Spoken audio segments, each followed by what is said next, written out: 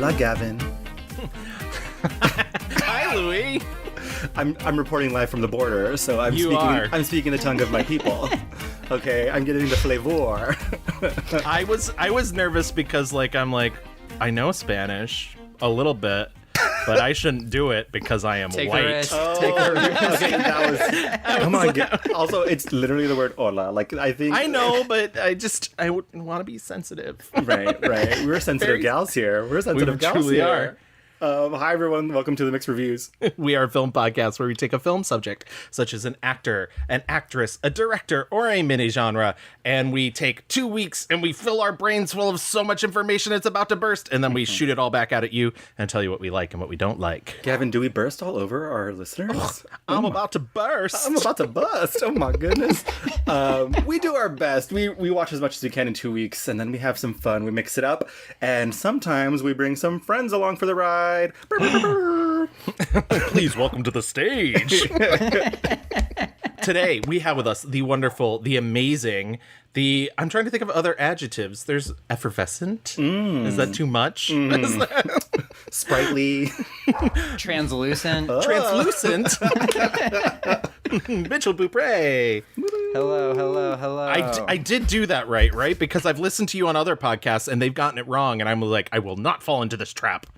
Yeah, close enough, I think. Oh, close enough. Damn it. Damn it. Mitchell, now correct me if I'm wrong. You are a little movie baron over at Letterboxd. So I'm like... That's my job title, is movie baron. Movie baron. Okay. I just watched Miss Julie. There's a baron involved. I'm in the headspace. Were you promoted from Film Czar? Yes, yeah. Film Czar didn't pay as well, so, I got the slot in for movie baron. I appreciate the upgrade. It's a better apartment, just better lifestyle all around. I only bring it up because I'm like, okay, we're around movie royalty, someone who knows their shit. Louis, get your shit together. I can delete Letterboxd accounts if this goes poorly. Gavin found shaking. There is a very dormant Mixed Reviews Letterboxd account that needs updating at some point, so please don't delete that one. But you are a Renaissance person. You're a writer. You are been on 1 billion podcasts, which I actually said right before we started recording, and I'm just stealing from myself. Steal from the best. Okay. And never afraid to reference or not reference. Exactly. And so what can't you do? Let's start there. Run for long distances. That's a hard one. I would say any physical exertion for more than about 10-15 seconds. Sure. It gets tough. It's why I'm a writer. There you go. Before we get into why Mitchell has collected us here today, on this episode, we have a little bit of old business. Gavin, I believe you have a review for us?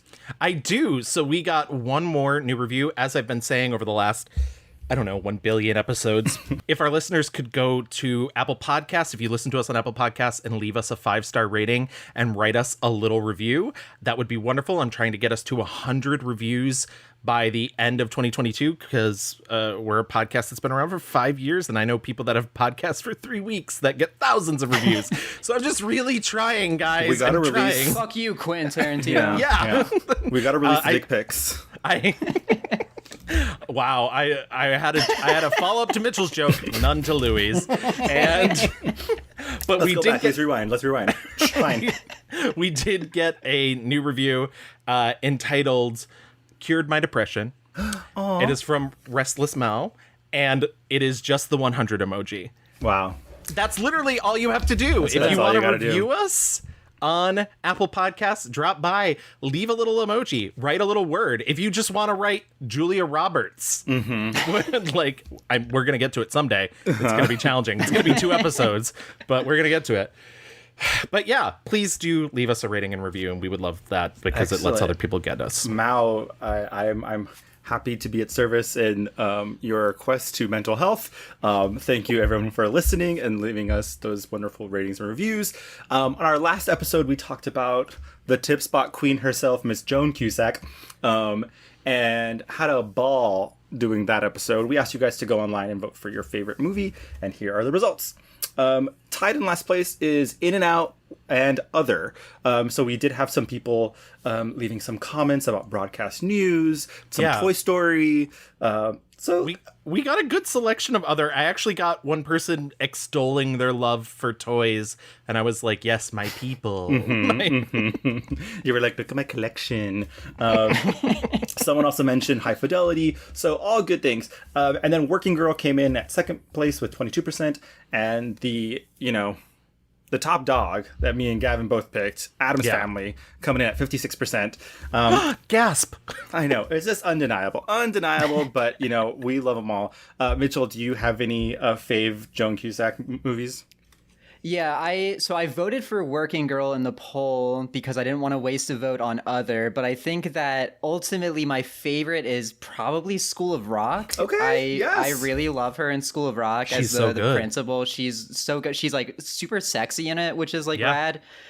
She doesn't get to do that a lot. I honestly love that you guys just did an episode on her in general because she is like really underrated, which makes no sense at this point. She should be properly rated.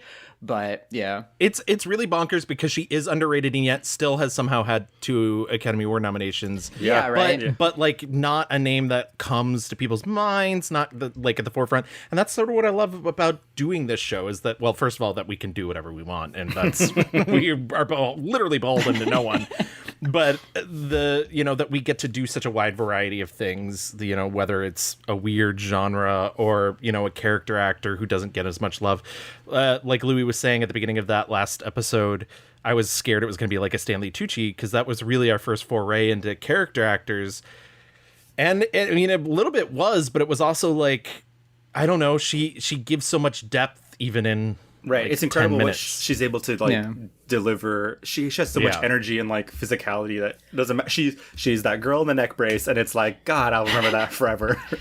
Yeah, I was looking through like kind of her filmography when you guys did the episode, and I remembered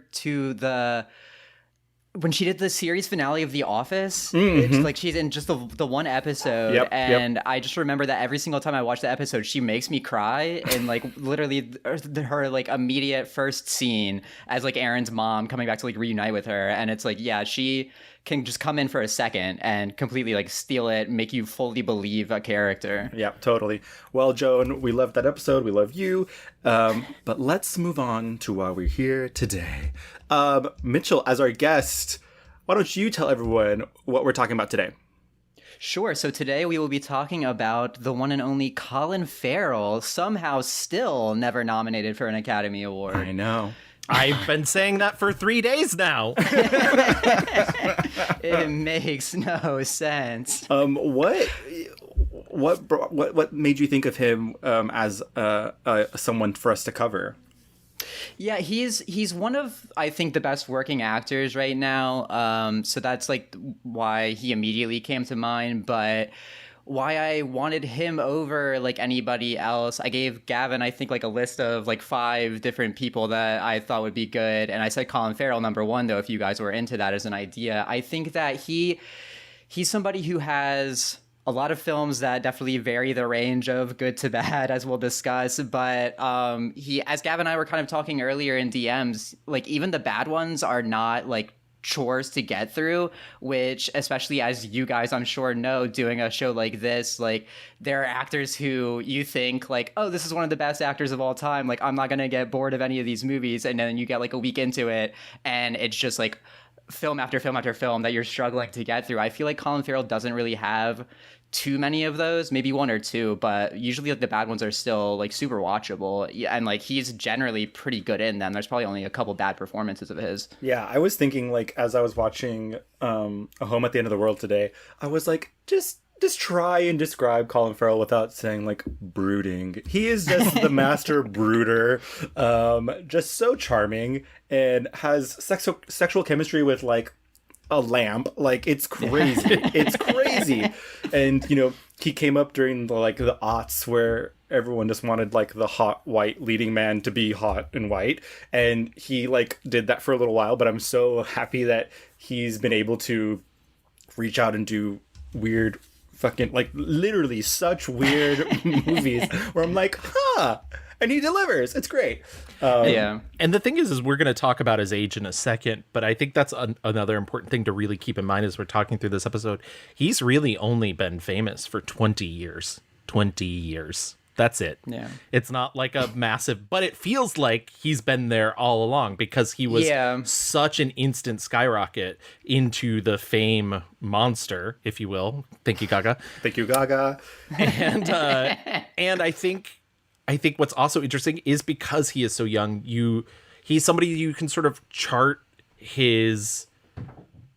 the way that he gets better over time, which is not to say that there's always, he is good in some of the earlier stuff. I don't want to take away from that, but he got thrust into some stuff early that I'm just like, oof, boy, you were not ready for this. It was the like Hollywood first millennial celebrity. I mean, I remember being like a teen and being like, oh, there are like naked pictures of Colin Farrell out there. Like he was the bad boy, Yeah. Yeah. It was definitely. It was drinking, it was drugs, it was partying, it was Britney having Spears. sex with Britney Spears. Crazy. On the opposite end, so Britney Spears, Elizabeth Taylor. These are the women he was dating. Like, honey, she came straight from Ireland and said, "Who's ready to fuck?" Okay, like, exactly. He said, "Hey, I got a SWAT premiere to go to." Who's available tonight? Yeah, so he's like a really interesting person to do a dissection on because it's almost like, I don't know, do we have celebrities like that anymore? Because we also we have a really bad sort of celebrity problem here in the US and a really bad paparazzi problem and that sort of situation, but it's not anywhere near the level it was when he got his start. Yeah. And so is he sort of the last of that tabloid celebrity, like the tail end of that tabloid celebrity that was sort of made in that era and now is like beyond it?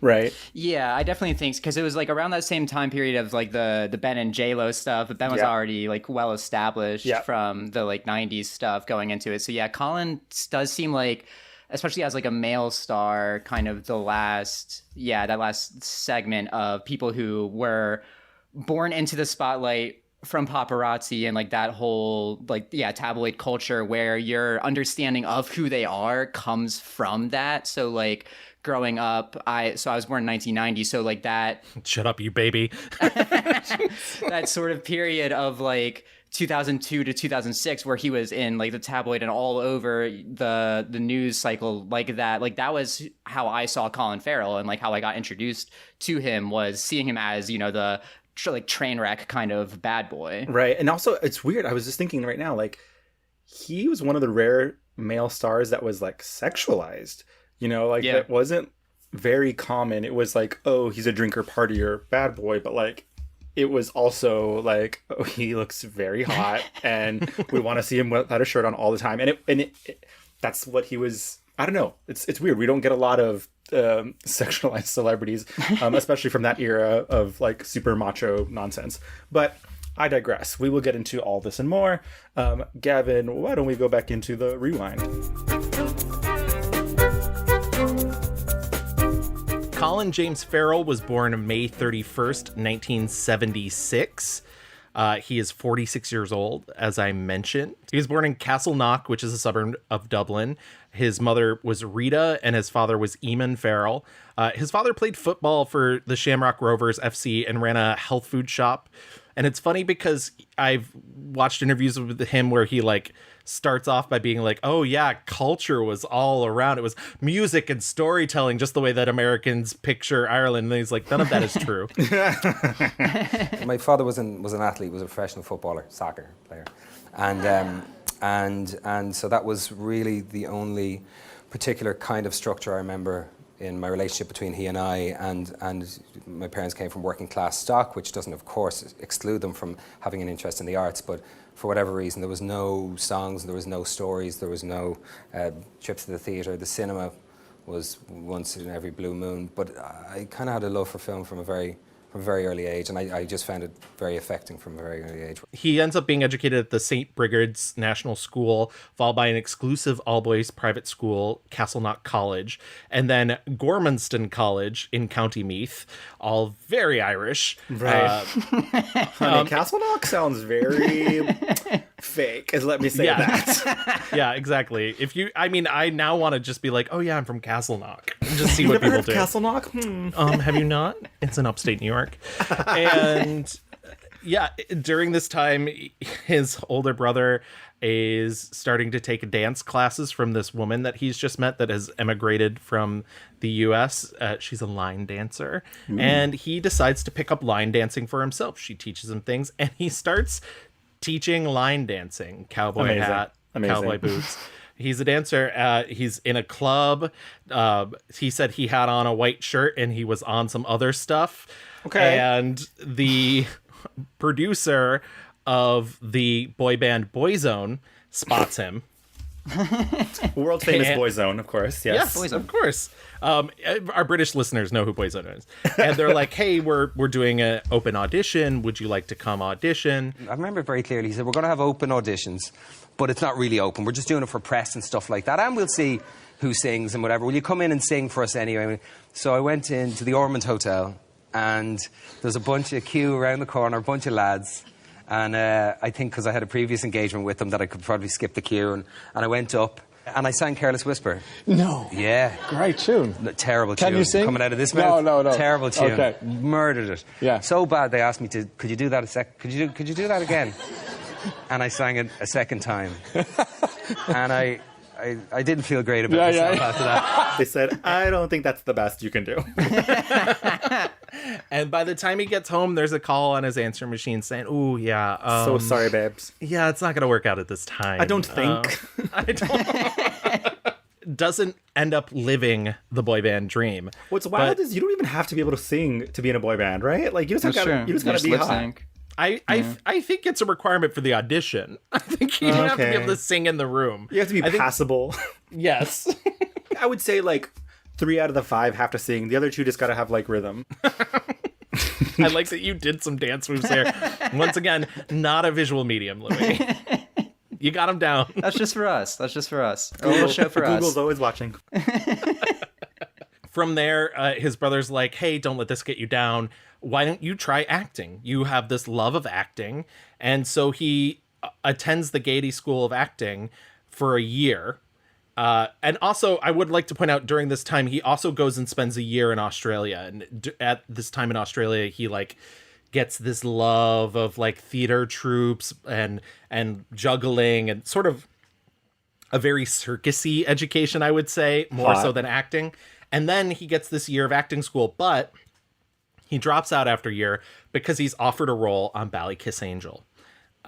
I could not find anything of his time on Ballykiss Angel on the internet, which is bonkers because every time we do an episode like this, when we do Julianne Moore, I was able to find her on her soap operas. When we did Chris Hemsworth, I was able to find him on his Australian soap opera. Right. Colin Farrell, I think he's had it scrubbed. Right.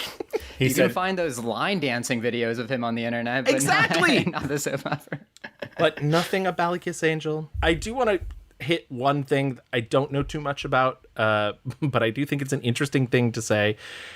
While he was in Sydney at the age of 18, he became the suspect in an attempted murder case. The police stopped him because they had a police sketch that looked remarkably like him. And he didn't do himself any favors because in the interview room, he said he blacked out in the night of question. His only alibi was a journal kept by his friend. And in that journal, it explained that they had been taking MDMA on the other side of town that night. What kind of Brett Kavanaugh, like, my calendar, like, that feels very... That feels like a plot of one of his movies. How is that not, you know? True. That's in Bruges too.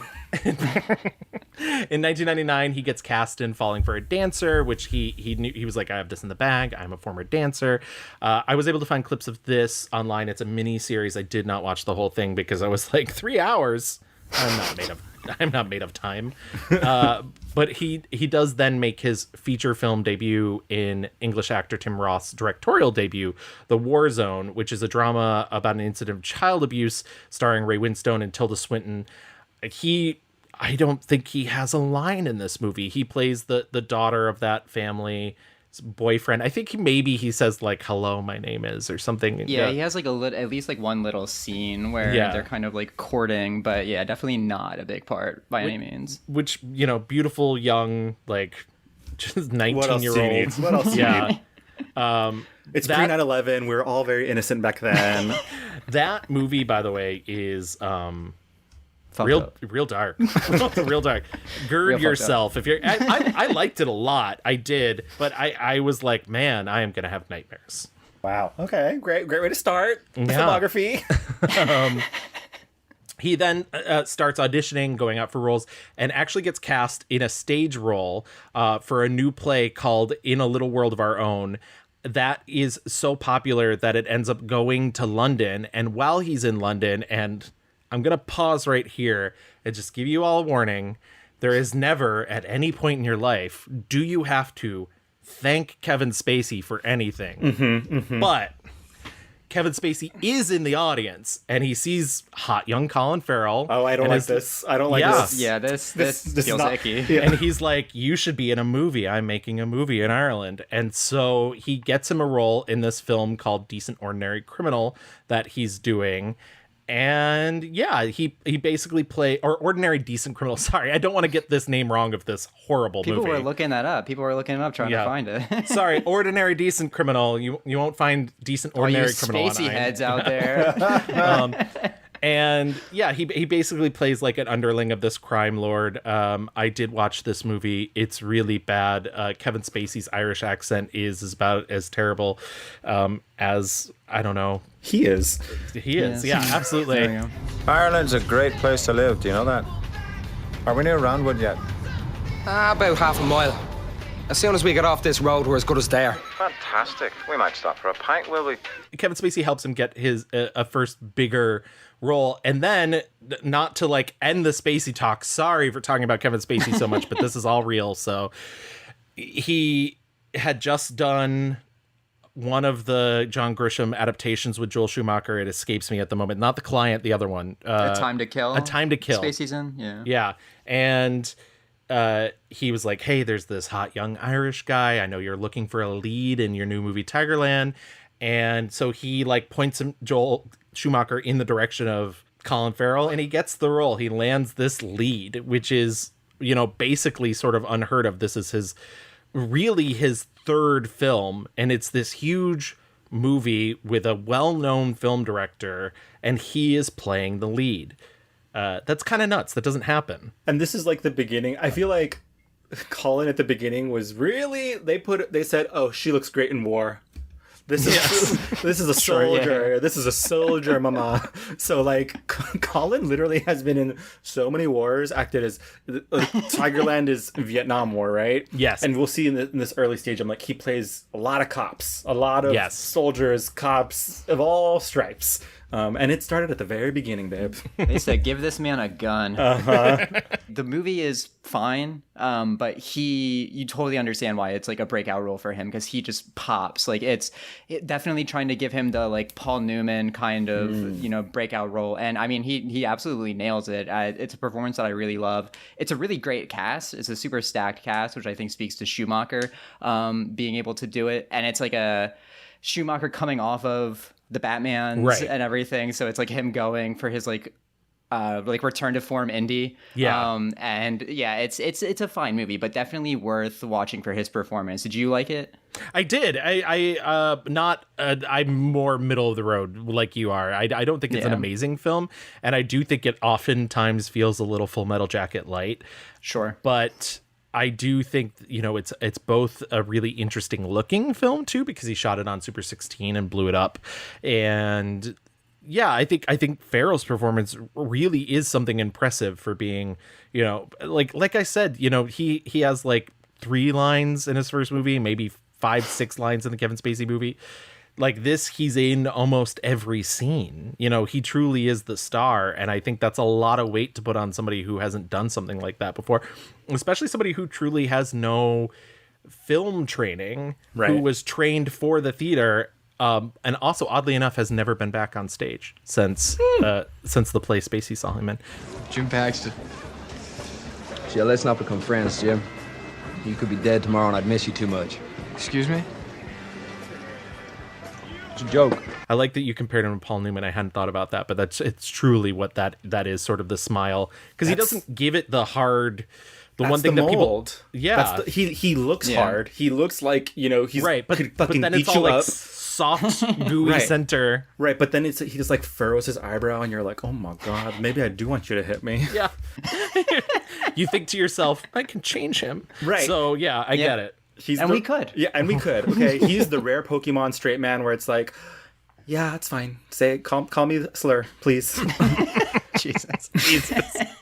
We're gonna get letters. Please don't refer to this part of the episode in your review when you leave your 5-star review. I didn't watch Tigerland, but I did see his next film, which Yes. was a bummer. That's a choice. That's a real choice. So his next film in 2001 is American Outlaws. American Outlaws is the story of Jesse James, the James Younger gang. It comes like really hot on the heels of Young Guns, which tells the exact same story. And what's really funny is I have not heard him name this movie, but I have heard him talk about this movie as the movie he did directly after Tigerland that he shouldn't have done, that he wasn't ready for. I mean, the second film I did, which I think is it's a close call, I think, between two, but I think it's the worst reviewed film I've done, and that was the second one. So it was a quick kick in the arse. I got yeah. But I was advised not to do that film by various people at the time, and I remember going there. I was offered $350,000 to do that film, and I was like, I can't say no to that. It's not like I didn't want anything. I didn't want a fast car. I didn't want a wardrobe. I didn't really care. I'm not. But I was like, I just can't. I didn't feel good enough about myself to say no to it. Yeah. Was the bottom line. I didn't feel confident enough in my own abilities to say that's amazing, and I'm in a very fortunate place. Obviously, if I'm getting such an offer. But no, it doesn't feel right. Yeah, this movie is a joke. American Outlaws, which asks the question, why is Ali Larter an actress? Thank you so much for just getting right to the Ali Larter in this movie. God bless. Yeah. I believe you mean famous accused racist Ali Larter. Yes. Yeah. Is that true? Yes. Oh yeah, the Heroes. One of her co-stars on Heroes, the guy that played her boyfriend was basically like she was the reason I was written off the show. Right. Jesus because her Christ. boyfriend was a black man, right? Yeah. Yep. Yeah. Because then you watch American Outlaws and she is god awful. Awful. The Awful. line reading. I think there Outlaws. really fully needs to be an investigation as to why there are so many Europeans pretending to be Americans in the Old West. I will say though, I as we go through his filmography, I was like, okay, also Colin Farrell, we don't talk enough about his accent work is very good. Very good. Yeah. There's one movie recently that it's very bad in, which we'll get to, but like surprising that it's bad in that one because in the early ones, really surprisingly good. I was actually going to bring that up because I was thinking about our Ewan McGregor episode because I famously was like, Ewan, please stop. You're not an American. It doesn't work. Because Ewan McGregor does, I'm not challenging him on his craft, but his American accent is the most generic American. I am an American. You're a robot. And Colin, like, and I don't know what it is specifically, and I've heard him talk about like trying to make it specific and trying to really work with it to get the right tone specifically to where it's from. But I think one of the things that he does that's really smart is he keeps a little bit of his Irish lilt in the American. And I think because of that, it makes it more specific. It makes, regardless of like questioning where it's from mentally, you're like, oh, this is an accent. You know, Well, this the What a person sounds like. Right. Yeah. And also the way he talks is very like melodic. He's got like personality in his delivery. So it's not just like ra-ta-ta-ta-ta, I'm trying to mask my voice. For me, it's quite simply, dialects are quite simply something that is another avenue into the character or something that is a wall between you and the character. It's one or the other. There's very little middle ground. But it really warrants and deserves as much attention as you can ever pay it. And then it can be fun as well. The more specific and the more geographically placed something can be, the greater idea you'll have of a even socioeconomic foundation for such a thing. But yeah, dialects are interesting. I also saw 2002's Heart's War. Yes. Which, again, war movie. Like, oh my God, how many times are we going to see this man? It is a war movie though. You're right, but it's also a courtroom procedural and also a murder drama. mystery, and then also makes you wonder why Bruce Willis can't move his face and emote. Heart's War, not my cup of tea. I saw it for the first time for this episode. I was not a fan so much, but I did think Colin was pretty decent in it. Yeah, he's fine in it. It's not. It's like that run of procedural war movies, like Rules of Engagement came out like around the same time, and like it's not too long after like Courage Under Fire, where it's like, why are we doing these like courtroom dramas about war? Are people really interested in this? And like the answer is no. Well, it's 2002. Okay, so everyone wanted the drama in the military. Okay, like it is 100% A Few Good Men's fault. I can answer that question for you. Yeah, that's exactly A Few Good Men was a hit, and then everybody was like, what's a military tribunal like? Oh my God. Yeah. It's like boring, just like real court. In 2000 to 2003, he does a bunch of films, and this is sort of, it's funny. Big year. Yeah. I saw our previous guest, Dan Mecca, mention that you would need to go to bat for his studio output. In 2002 to 2003, he does Phone Booth, The Recruit, and SWAT. Where would you guys like to start? Well, honey, I'm at a payphone trying to call home. Okay, I think Phone Booth is the stupidest movie I've ever seen, but it's so fun. I don't care. I don't think it's fun. I think it's an incredibly stupid movie. I do not understand what people like about it. I think I just love the idea. I mean, we were so innocent and pure, but like, do you know that people used to, what was it? If you were talking to yourself back in the day, you were crazy. Now, everyone does it when they're on their phone. I was like, Oh, is that from the omniscient narrator who only narrates the very beginning of the movie? Yeah. Does Joel Schumacher think he's Dario Argento? Does he think he can get away with that crap? That movie thoroughly entertains me, even though it makes no sense. They're like, yeah, I killed that pedophile, and you, because you maybe would have cheated on your wife, you might die too now. So think about that. It's ridiculous, but I don't know. Deserved, really. Yeah. For those who don't know, Phone Booth is a film about self-absorbed publicist of all things, who makes the mistake of answering the phone in a phone booth, and on the other end is a psychotic Kiefer Sutherland who has a sniper scope pointed at him, and he's like, I'm gonna kill you, and this to do a bunch of stuff that I say. Forrest Whitaker shows up as a policeman. It causes a big rigmarole in Times Square. I will say I really hate the look of the movie, but I will. The one impressive feat I will give to it is that it was shot in 10 days. The movie is completely ridiculous. The plot is bonkers bananas. But Colin, there's the moment where basically the murderer guy is like, no, you need to go embarrass yourself and humble yourself in front of everyone, and I won't kill you. And Colin literally is on that phone and fucking gives his master class. He is out there crying in the street saying, I am nobody. I am a piece of shit. And like his monologue is I was like, excuse me, not a phone booth. The last 20 minutes where Colin Farrell is like really giving. He's giving. He's good. And I have a hard time. I think I even referenced that in my Letterboxd review. I was like, the last 20 minutes contains the best acting, but this could have been a short film, baby. I was like, oh, a lot of this movie is like, don't hang up. What do you want? Don't hang up. What do you want? Don't hang up. And I was like, there's no plot here. I think it's funny to think about the fact that, like, you know, at one point it was Will Smith and Michael Bay, and then Michael Bay pissed off the producers because he called a meeting and was like, at what minute do we get him out of the phone booth? Oh, and they're like, no, the whole thing is in the whole booth. thing. They said 91. Yes. And so it moved to Joel Schumacher, and Joel Schumacher wanted Jim Carrey, and I really think I think if you know that fact, which is maybe something that the general public doesn't know watching it, I think you can see that script is tailored for Jim Carrey. I think they didn't change it for Colin Farrell, and so he's like a little like, it's like a goofier than it should be, you know? Colin said, bet. You, like, Midtown 2002? I'm there. I got it. Kelly, I called some woman. Every day. Every day. I was attracted to this other woman, and I called her, and I wanted to fuck her. I wanted to sleep with her. No, I wanted to fuck her. Say it. Say it! And I wanted to fuck her. Dan and I have bonded over our fondness of Farrell in this era. Phone Booth, The Recruit, SWAT, as far as I'm concerned, all good movies.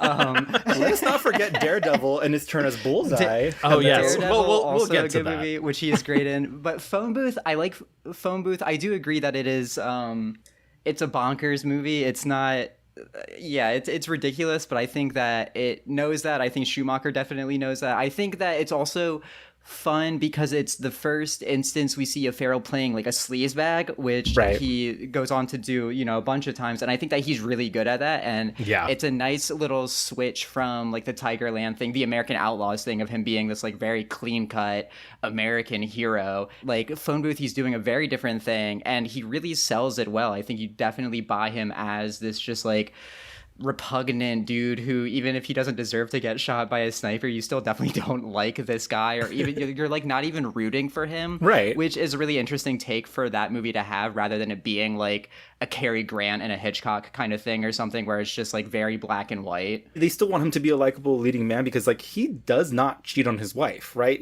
Like this is a guy who is like trying to cheat on his wife but never does. They were like, okay, listen, we want him to fuck, but he can't really fuck, like, so just like the possibility. But yeah, I mean, I think that's Phone Booth well enough covered. I will say, I think I watched SWAT like a million years ago. I do not remember it well. So but to me in my head, it says like police nonsense. Yeah.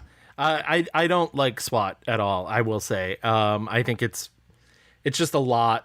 It doesn't do much for me. And it's a lot, like, I was like, so the police can just destroy anything? They can just destroy anything. Yes. And the only anecdote I really have from that movie is that Colin Farrell begged to do his own stunts. And one of the things was the dropping from a helicopter. And they were like, no, you can't do that. You're the lead, whatever. You can't do that. The stuntman did it, and on the first take, broke both of his ankles. So, well, we got it. Yeah, exactly. I think out of the three that I brought up, because there are other movies that we're gonna get to real quick, but I think of the three, I like The Recruit. I think it's Al Pacino, not even at his like fighting level, just doing an Al Pacino performance and still like taking everyone to school. Wow. I mean, literally at one point he spills coffee on him and he's like, my dick's on fire. And I was just like, classic Pacino. I definitely The Recruit of the three is also my favorite. Like SWAT is 100% propaganda. Like Gavin, I think your Letterboxd review pointed out well. It's like that run of like, we're rooting for the good cops because like it's like about police corruption and like the cops are bad, but we're following the good ones, who are trying to stop the corruption. But like I enjoy it. I think that it's fun. I think that he is very charismatic in it and he has a lot of presence to him, which is something that like, especially going back and watching a movie like SWAT, which is very just like straight down the line American blockbuster, I think that you can appreciate that Colin Farrell brings like an energy that is very different and very unique to like when you compare it to the like white men who are leading those kind of movies now, where they are completely indistinguishable to me, like have absolutely no personality. Right. But The Recruit I think is really fun. Yeah. And it definitely is like a conspiracy thriller. I like all of the like weird CIA training stuff that they go through for like the first half of the movie is really interesting. And then it's like one of those movies where it's just like twist after twist after twist, like you don't know who you can trust. Oh, you can trust this person, now you can't trust that person, but you can trust. Can you trust yourself? We don't know. Are you in on it? We don't know. But also during this time period you get maybe his first big high profile role, which he gets cast in Minority Report, directed by Steven Spielberg. It's a true supporting role, but it is Steven fucking Spielberg. And once again, this is what, 1, 2, 3, 4, this is his fifth film in. He was hot, babe. He was hot. Who gets that? Who gets that? I like it. I'm not the world's biggest Minority Report fan. I know, shocking. That's not going to surprise anybody. But I do like it, and I think he's good at it. Yeah, I really like Minority Report, but I also, for this podcast, talking about Colin Farrell specifically in Minority Report, I think is like a genius casting move. Because he is the hot young thing, and it like 100% feels like that character is coming in designed to take Yes. down Tom Cruise, Yes. and Colin Farrell is coming on the scene and is like supposed to take over basically the mantle of what Tom Cruise is. And I think like meta-wise, it's such a smart piece of casting, and just the arc of him coming in as this like antagonist, and we're supposed to like hate him for the entire movie until we finally like start to understand that like, oh no, this guy's actually right. And then the second that it's like he gets a hero moment of figuring it all out, ready to save the day, he gets taken out. Like I just love that arc of that character is so interesting.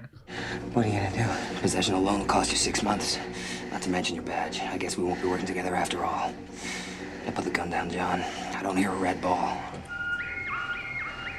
I do imagine that the first time Spielberg introduced Tom Cruise to Colin Farrell, he was like, that's right, he's like you, but he can act. Right. They were like, should we kiss? Or, I don't know. I think Spielberg did the same thing with Shia LaBeouf too. He said, this is Tom, this is the next you. This is the next you. It's all gonna go well. And then you did aforemention Daredevil. Daredevil is, once again, like 7th movie, like first foray into the comic book realm. Comic book movies were new-ish. But they were a different animal in the aughts. Yeah, exactly. And I'm still at someday going to pitch you on a pre-MCU Marvel episode, Louis. Listen, we talked about this movie with our Jennifer Garner episode. Yes. A little bit. I am a famous defender of Daredevil. I think this movie is like way more fun than like most Marvel movies are now. Like I think it's ridiculous. Yeah. It's over the top, but like that's how movies used to be. That's how these used to be. Like it's a comic book movie. Like when he throws the thing and the big D comes out, I was like, oh my god. Also, like they said, no, Bullseye. We're gonna put the bullseye on his forehead. Put the bullseye Right. right on. Make it very clear. He's gonna be like licking his lips and this throwing shit.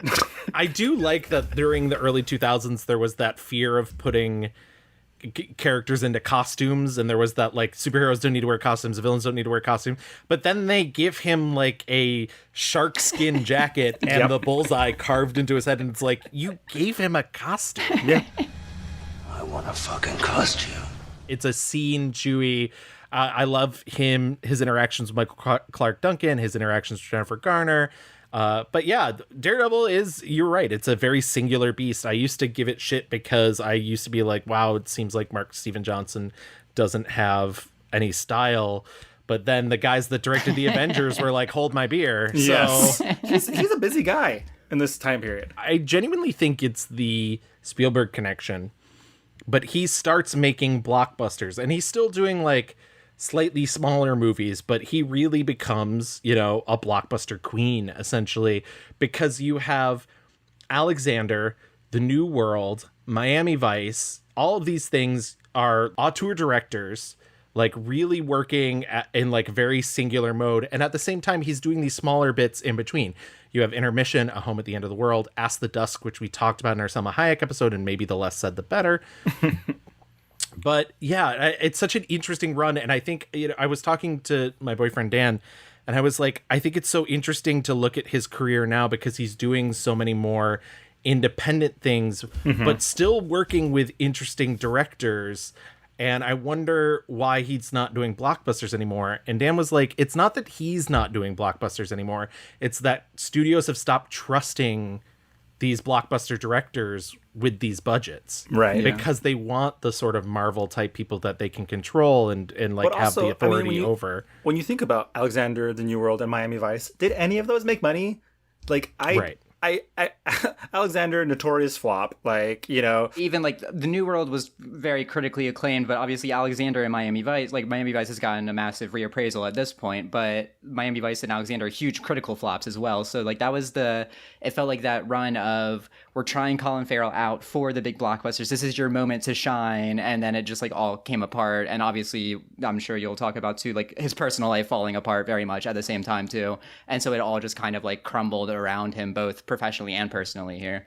And it's funny because he's talked about how Alexander is both one of the high points of his career and the low points of his career. See, one of the highlights was shooting Alexander, and one of the lowlights was how it turned out.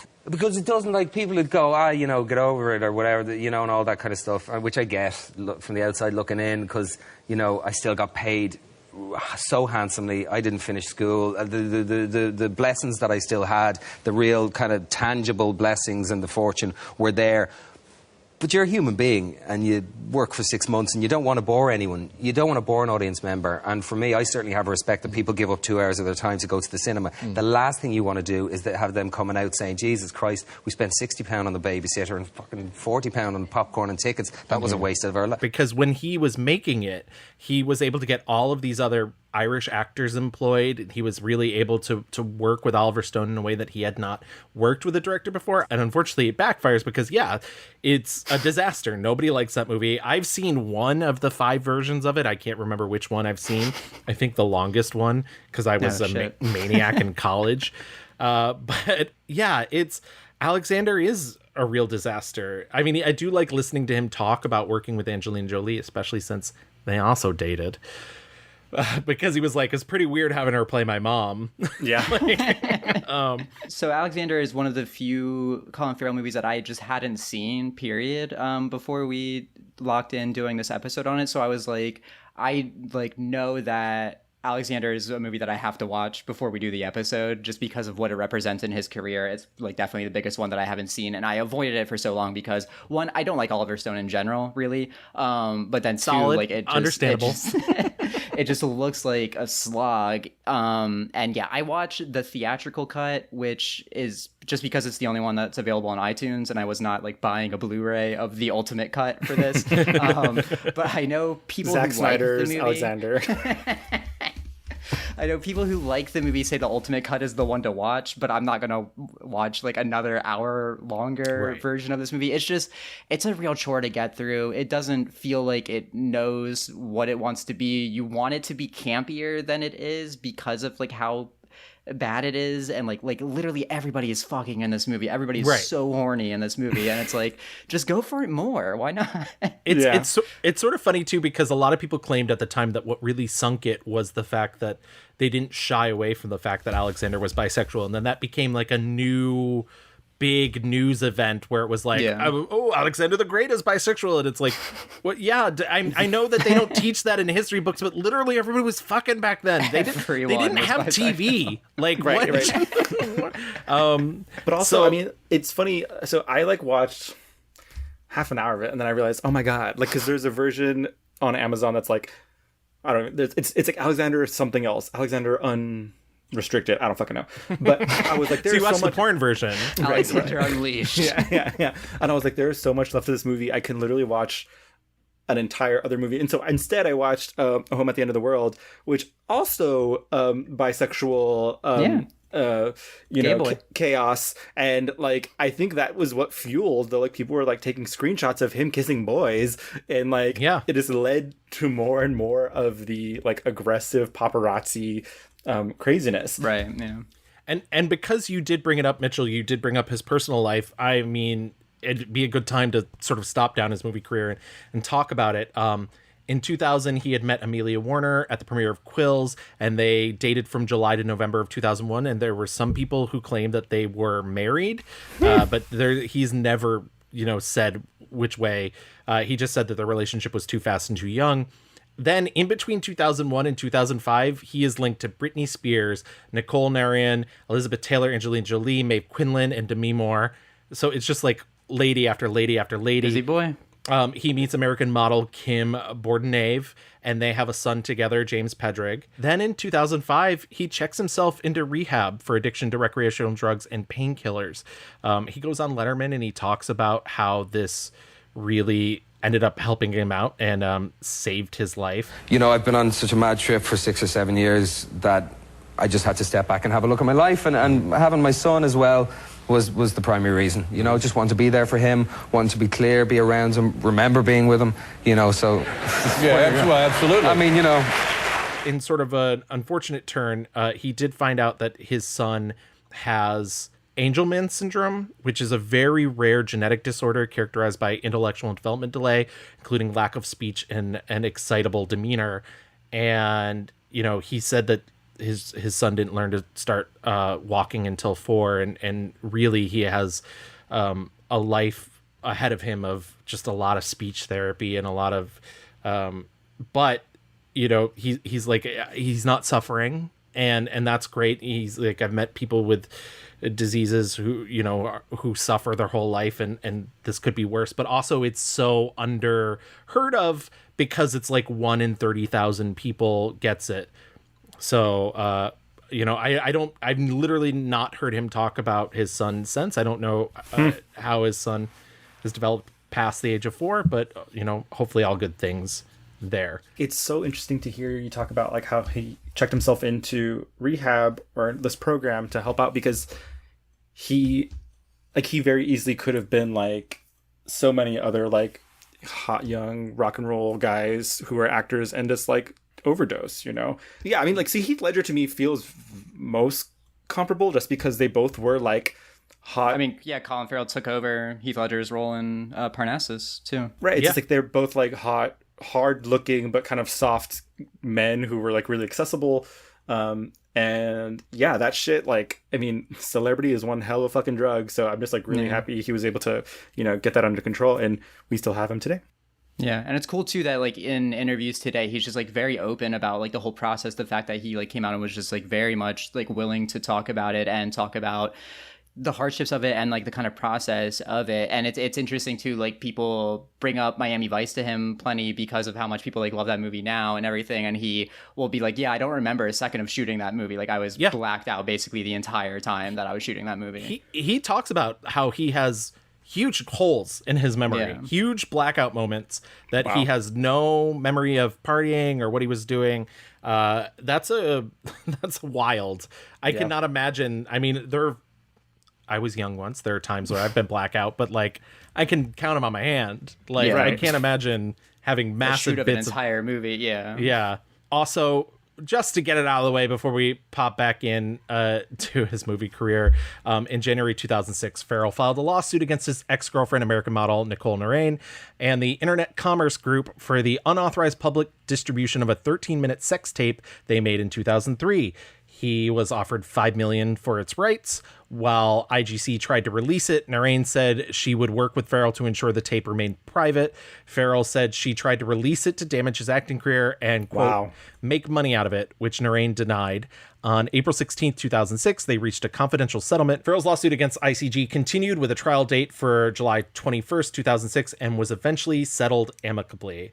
I've only seen him talk about this once, and I think it was on Jonathan Ross. Yeah, Jonathan Ross. And they had a big laugh about it, but you could kind of tell. Yeah, it was like some woman in the crowd just like quoted a line that he said in the tape, like while they were like recording the show. She like quoted a line, so he like repeated it back to her or whatever and like laughed. But it's like, who the fuck are you to like say a line that somebody said in a sex tape that got leaked that like they're obviously uncomfortable with? No, because the whole thing, I got offered a pile of money to sign off on it and have it in on command in hotels and stuff. Could you imagine if my mother came along and, God forbid, she'd tell me something like, "Oh, you remind me of your father at certain angles." So I couldn't have that. So I think it's an important reminder to our audience. Not that, I mean, I think we have the best audience in the world, so hopefully do not take this to heart. But like, you don't have ownership of the other people's bodies. You don't get to like. That stuff is not for your enjoyment. Leaked sex tapes, it's so gross and like so invasive. Yeah, I mean, like this is like, you know, the beginning. I feel like it's a lot more common now, obviously. Like, and I think the cult, we've like as humans, we've like learned how like what etiquette there is for that stuff. Back then, it was just the wild fucking west of like, it was so new, right? I mean, like obviously there was the Pamela Anderson and Tommy Lee video, which really kicked shit off. But like when there was hot young actor guy and like a sex tape digitally, like you didn't have to go buy this thing. Like, it was Brave New World. And yes, don't be a fucking creepster. But you came here for film. So back into his film career. I do just really quickly want to mention Intermission, which is a dark comedy that he did in Ireland, and it basically contains every working Irish actor at the time. Cillian Murphy, Colm Meaney, and it's fun, but it is he opens the movie and he like hits a girl in the face. Crazy opening scene. Yeah, and I was just like, oh no. So I was like, Colin, don't do that. This is his hit girls in the face era, though, because in It Bruges. truly is. In Bruges, exactly. Sure. It does seem to be the Irish films that want him to punch ladies. I don't know if either of you want to talk about The New World. The New World, unfortunately, is one of the few films of his that I have not seen. And then Miami Vice, we mentioned it briefly. I think we'd be remiss if we didn't talk about it. He has had reservations about Miami Vice as well, because he has said for the stuff that he remembers is he remembers having a really good relationship with Jamie Foxx and a really jokey relationship behind the scenes, and he wishes the movie had more of that in it. He says the movie's like very self-serious, and I have to agree with him, and I'll be perfectly honest. I don't think the movie's anywhere near as bad as the critics at the time thought it was, but I also just don't think it's anywhere near as good as critics have made it out to be. Because I mean, I think the filmmaking itself is really beautiful. I think Michael Mann has done a really good job at doing the sort of digital, the close-ups, the like really immersive. But Colin Farrell's like, I'm gonna talk like this throughout the movie, and very sweaty. He's very sweaty. I just though him and Gong Li, I mean, I can't think of two more beautiful people to have dance together. But yeah, thoughts on Miami Vice? Mitchell, you said that it's had this reprisal. I was like, really? Yeah, it has. Oh yeah. I have no idea. I mean, I'd never seen this movie before, and I put it on, and I was like, this is the most fucking boring movie I've ever seen in my life. But you loved Black Hat. I don't understand. No, get out of here, Gavin. It's very serious. I will say that this is also one of the rare roles where I'm like, okay, the accent work is shaky, quaky, and hearing that he was blacked out the entire time makes sense now. I just can't imagine taking a show like Miami Vice, which is colorful and fun and like kind of silly, and then they're like, but let's make it this. And imagine Miami, the most fucking dour fucking place ever. Like, holy Michael shit. Mann was the executive producer of the TV his show, own Louis. show, his yeah. own show. He said, did that to it. Look what they've done to my boy. yes. What happened to my good boy? Yeah, I don't like this movie. I don't think he's good in it.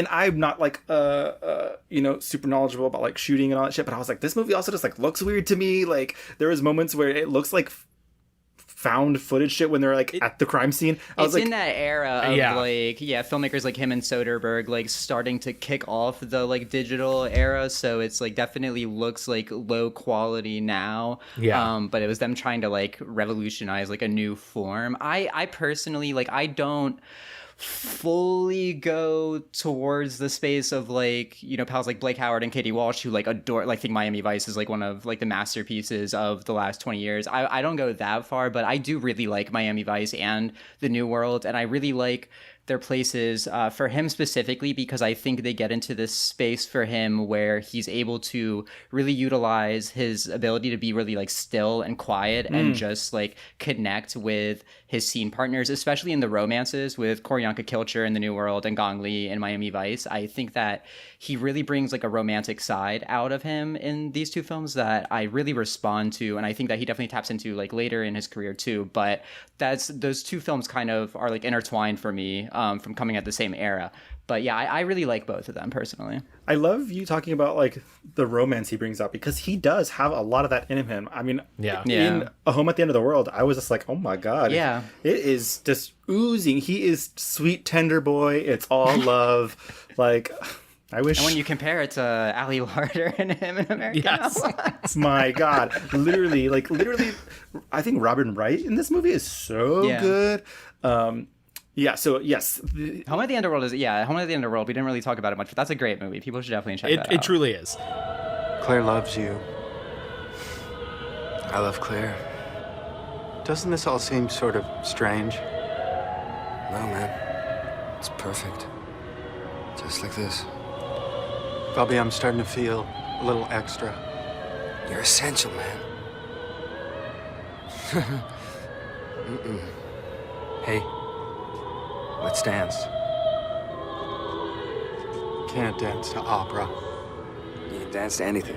And he like sort of sought it out because he loved the hours. So like it was something that he truly wanted to do. Thank God they cut that hair though, because that wig parade. Jesus. I think the next logical stop is, Woody Allen's Cassandra's Dream, which, by the way, he said Woody Allen didn't even know who he was. Like 3 days before filming, he like had a costume test brought in front of him, and he was like, "Why's Ewan wearing this suit?" And he was like, he's like, "Yeah, no, I'm Colin. That's Colin. That's me." And so, anyways, but I think the next logical stop is In Bruges, 2008. It opens in the Sundance Film Festival. You know, it's Martin McDonagh's first full-length feature film. Martin McDonagh, famed playwright, has had kind of a back-and-forth career since then, but I think In Bruges is a masterpiece. I love In Bruges. When it finished and it said, like, written and directed by Martin McDonagh, I was like, oh, yeah, okay, that makes sense. When I read the fact that he has not been on stage since, you know, he was an early 20-something, I was like, what the fuck? Like, Martin McDonagh's never been able to pull him into one of his shows. Because I saw The Hangman on Broadway, and it was fine. But if it had been Colin Farrell, it would have been amazing. So Yeah, In Bruges was one of those movies I hadn't seen, but like had always heard it was amazing. And then I watched it last night, and I was like, okay, this shit slaps. I really like In Bruges too.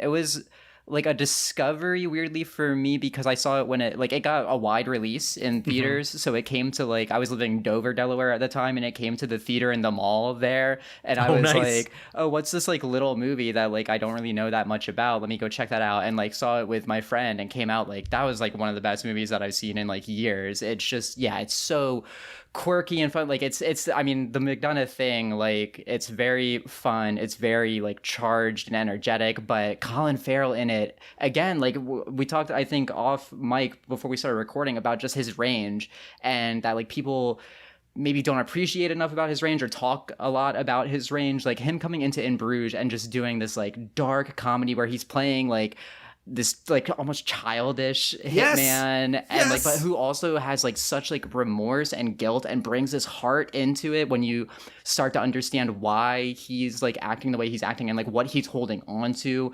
There is just so much depth going on to him and dimension that he's playing in this movie. I couldn't have said it better myself.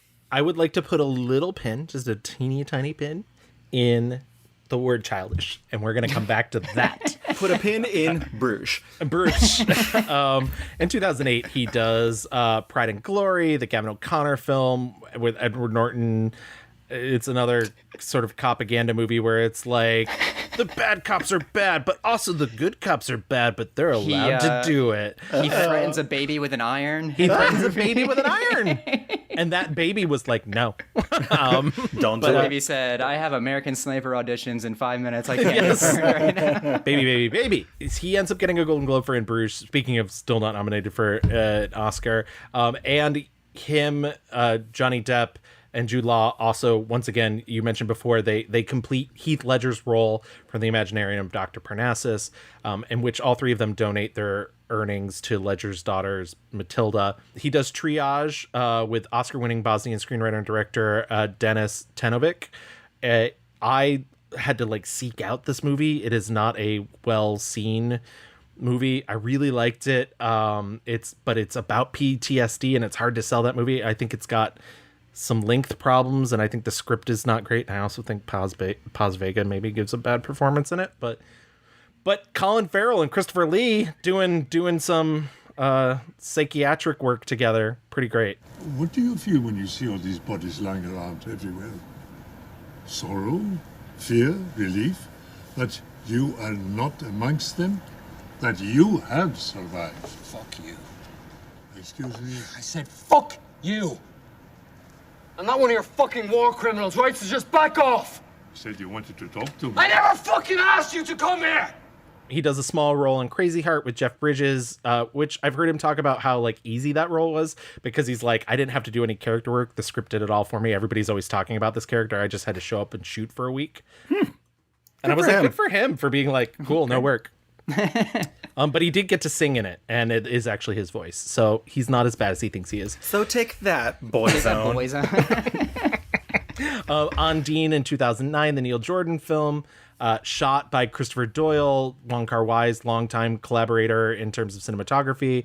I know not a lot of people like this movie. I really liked it. I think it's sweet. It's interesting. I wasn't expecting the like crime angle of it to be as hard, but like I like it. Yeah, it's so funny. I did see somebody comment on your Letterboxd review mentioning Petzold's Undine, which came out last year, which I loved, and that movie is like way above this one. So I don't want to try and compare them, but I do like that they went opposite routes. Where Petzold was like, oh, it's not a fairy tale, but is it? And this movie was like, it is a fairy tale, but it's not. And I was like, oh, I appreciate the opposite tract of that. He co-stars with Keira Knightley in London Boulevard, which we mentioned in our Keira Knightley episode. Is real bad. First, you guys did a great job covering that on the Knightley episode. Not a good movie. 2011, I think he's starting to like... Shake it off. Shake it off. He's letting go of the big awards grabs, letting go. And he's like, I think I'm just going to have fun. I think I'm just going to do the acting thing and just going to do a lot. And 2011 brings us Horrible Bosses. He also has the Fright Night remake that year. I've seen Horrible Bosses. I do not like it. I think he's sort of brilliant in it. He's great in it. Yeah. I think the reason to watch that movie, even though the three main guys are Jason Bateman, Jason Sudeikis, and... Charlie Day. But I think the real reason to watch that movie is Colin Farrell and Jamie Foxx. Yeah. And Jennifer Aniston also. Oh, yes. Yeah, very sexy in it. And who's the other boss? I can't remember. Oh, yeah. We'll forget about it. We'll just move on. Some guy you never need to thank. And, he's a ton of... I mean, just talk about sleazebag. Like, he is just playing it up. He's got the comb over. Right, he's clearly having so much fun playing against type and, like, wearing the hair, the makeup, like... It definitely feels like him being like, oh, I can really play. Right. The Fright Night remake is something that I didn't want to love because I really love the original, but I do think the Fright Night remake is a lot of fun, and I think he is so sexy as a vampire. Sexy. Jesus. You're like, I would let him do whatever he wanted to do. Like, it's fine. Yeah. It's like, why are you in this home in this cul-de-sac? I don't know. Just bite me. Whatever. I don't care. I've stopped caring. Please just take me. That's a fun remake. Really fun movie. Yeah. Total Recall 2012. Speaking of unnecessary remakes, there you go. I did see him. There's a great actors on actors of him and Hugh Grant. You can find it on YouTube. It's like 30 minutes long, and towards the end of it, Hugh Grant is asking him about like, you know, would you, at this point in your career, I don't think this was that much further because it was around the time The Lobster came out. He's like, at this point in your career, would you still do like a script that's a 7, but you knew was going to make $100 million versus a script that's a 10, but is only going to get seen at like, you know, a Lithuanian film festival. and he was like, you could drop it to 5. I have kids. He's like, I know. And he's like, you know, when I'm doing a movie, like sometimes I'll do a film and guess what? Total Recall doesn't require that I do a lot of acting. I just show up and I do it. I have a really healthy appreciation for the nature of commerce of the film business, and my personal proclivity and thereby inclination is to be drawn genuinely to smaller, more intimate stuff. Things I've done like Undine or In Bruges or The Lobster, stuff that usually has a budget between 5 and 10 million, but the characters, because they don't have to find such a big audience, the characters have a greater sense of specificity to them and maybe a greater internal struggle that can find avenues of emotional or intellectual exploration that the $100 million, $150 million films maybe don't afford, just in how they're crafted. And you can go, well, you should still bring the same level of attention. You do, but Total Recall will not allow you to do the same level, or maybe I'm just not good enough, the same level of or at least attempt to find the same level of specificity and depth. It doesn't want it of you. It doesn't need it of you. 7 Psychopaths in 2012, again from Martin McDonagh. This is not as a success. Or it breaks even at the box office, and some reviewers really like it. No. Not this one. It leans in, for me, it leans into like all of McDonagh's worst tendencies. Like it feels totally like just the Tarantino ripoff thing, Yeah, and it's not. It's like gross. We talked about this movie in our Sam Rockwell episode a million years ago. But I mean, it's fun to watch, but specifically because he's sort of playing the straight man to Sam Rockwell's like, I'm so bonkers, and he's kind of got the Brendan Gleeson role if this were in Bruges, but just watch in Bruges instead. Yeah, absolutely. Just watch in Bruges again. 2013's Dead Man Down, which is the first movie I watched for this. It certainly happened. I kind of like it. I know you do. I read your thing saying that you were going to defend it. That's fine. You have your moment if you want it. I mean, it's like, I think the repeated pattern is me liking these like crime these very generic like 90s Mitchell, reveal crime yourself. thriller. You're actually a cop. Tell us the truth. I will say, I think this is no fault of Noomi Rapace, and I don't really have an issue with her. I will say she's one of the few people I did not feel any chemistry between them, and I would agree with that. Yeah, I don't know what it was, why there was that lack of connection there. I will say the third act, he drives a car through a house, and I was not expecting that. I was kind of like, okay, choices. Yeah, car through a house, interesting. That's the Dead Man Down. That is the Dead Man Down. 2014. Winter's Tale. Let's go. The next 2 hours. Written and directed by Akiva Goldsman, his directorial debut. Akiva Goldsman famously wrote Batman and Robin. Winter's Tale. What can't you say about Winter's Tale? Have you seen Winter's Tale, Louis? I feel so left out. I have not seen Winter's Tale. This is a real treat. Okay. I vividly remember seeing that in theaters, going home and making like a Facebook status that was like, I just saw a movie where a girl dies because Colin Farrell fucked her and it was too hot. If there's any way to go, that's the way I want to go. Correct. Same. It's truly amazing. He does the role of P.L. Travers, alcoholic father in Saving Mr. Banks, a movie that I saw in theaters and did not like, but my mom loves it. So bad movie. Yeah, he's good in it. He's good in it though. I think we've all seen Liv Ullmann's adaptation of Austin Stringbird's Miss Julie. Julie. We have all seen it. Yeah, that is certainly a movie with two really good performances in it.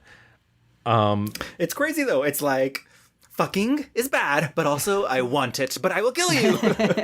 Well, I'm going to let you guess who the two are. Samantha Morton is very Samantha Morton's really good in it. Samantha Morton and Colin Farrell is pretty good too. And someone else is there.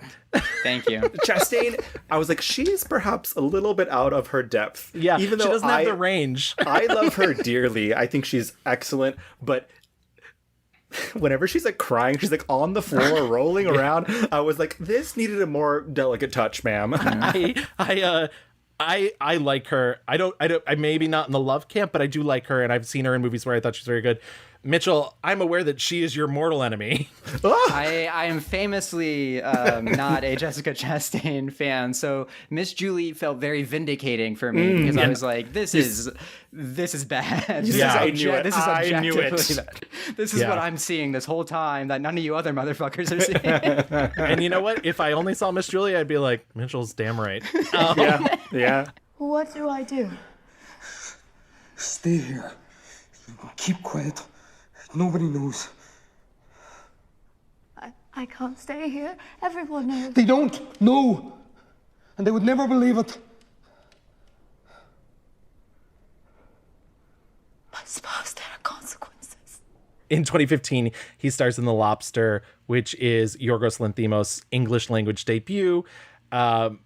I mean, I don't know enough good things to say about The Lobster. I love The Lobster. I love his role. I love his little mustache. I love that every interview he did, he's like, oh, I got fat, when he has the tiniest little like, bellies. Like the hottest he's ever been in The Lobster. Yes. Like that, The he Lobster, is so hot in The Lobster. This is the era where he's like, I'm going to play like weird dads now. And we talk about The Lobster in our Rachel Weisz episode. Yeah. We live, laugh, loved it then. We live, laugh, love it now. I said, yes, pop off, you little freak. I love it. Very true.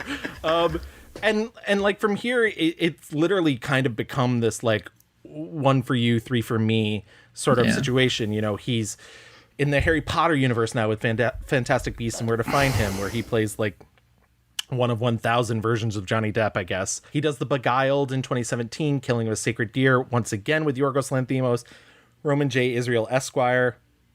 I have seen The Beguiled before. I love it. I think he's great in it. Killing of a Sacred Deer, I like not as much, but I do like it. She's no lobster. Yeah, she's no lobster. Though he is, once again, it's another like very hot, like kind of a little bit of a tummy. And I will say when what's his face, Barry Keoghan? Keoghan? Yeah, Barry Keoghan, when he's like, "Can I touch your hairy chest?" I was like, The dream. You're asking the right questions, buddy. yeah, I was like, he is me, I am him. And then Roman J. Israel Esquire, I just watched for this. I remember when that came out, and I think the reviewers hated it, and I really dug it. Great movie. It's this movie about a civil rights lawyer whose boss dies, and his former protege, that's played by Colin Farrell, takes him into his firm and makes the mistake of making Denzel Washington, who's playing Roman J. Israel Esquire, making him like a front-facing counsel instead of writing briefs, which is what his former boss used to do. And it like breaks him and makes him do some things that he wouldn't have done otherwise. I think what's interesting is in less delicate hands, Colin Farrell would clearly be the villain of the movie. And I think it's very smart that he's not the villain of the movie. He is a person doing what he thinks is the best that he can do. And it's not always good, but it's very human. Yeah, it's a fantastic movie. It definitely had that stink from like Nightcrawler was so huge, and people were like, "Oh, how are you gonna follow this up?" And then like it is such a like unconventionally structured movie. It's very like amorphous. It does not have like a really traditional 3-act structure. There's not like at all 10 different like subplots going on, and they all end up like tying together in I think really effective ways. It's just really powerful. I think Denzel Washington's performance is absolutely sensational in it. I love that he got the Oscar nomination. I think he should have won the Oscar for that. It's absurd that Gary Oldman won the Oscar for that year, but like the character is like, they don't I think ever explicitly state it, but it's very clear that he's like on the autistic spectrum. And I think that it is a very like nuanced and like respectful portrayal of somebody on the spectrum. It is not, he's not going like over the top with like tics and like all this other kind of stuff. But I think that's kind of the most effective thing about it is he is this guy who's trying to do the right thing in a world that doing the right thing is not black and white at all. It's very gray, and he doesn't quite understand how to fit into that world. So yeah, then he kind of crosses that line into doing something that maybe isn't above board and sees like the rewards of that, but then struggles with the morality of that. It's a really fantastic movie that, yeah, I'm really glad that you loved it, because it's one that I think people either didn't give the proper credit to or just skipped altogether because they heard kind of that and that they should seek out now. It's really fantastic. And yeah, as you said, I love, it reminded me of the Minority Report of Colin Farrell, where like that character could so easily just be straight up a bad guy. But yeah, it's so much more complex than that. I sent you an email today to come to my office.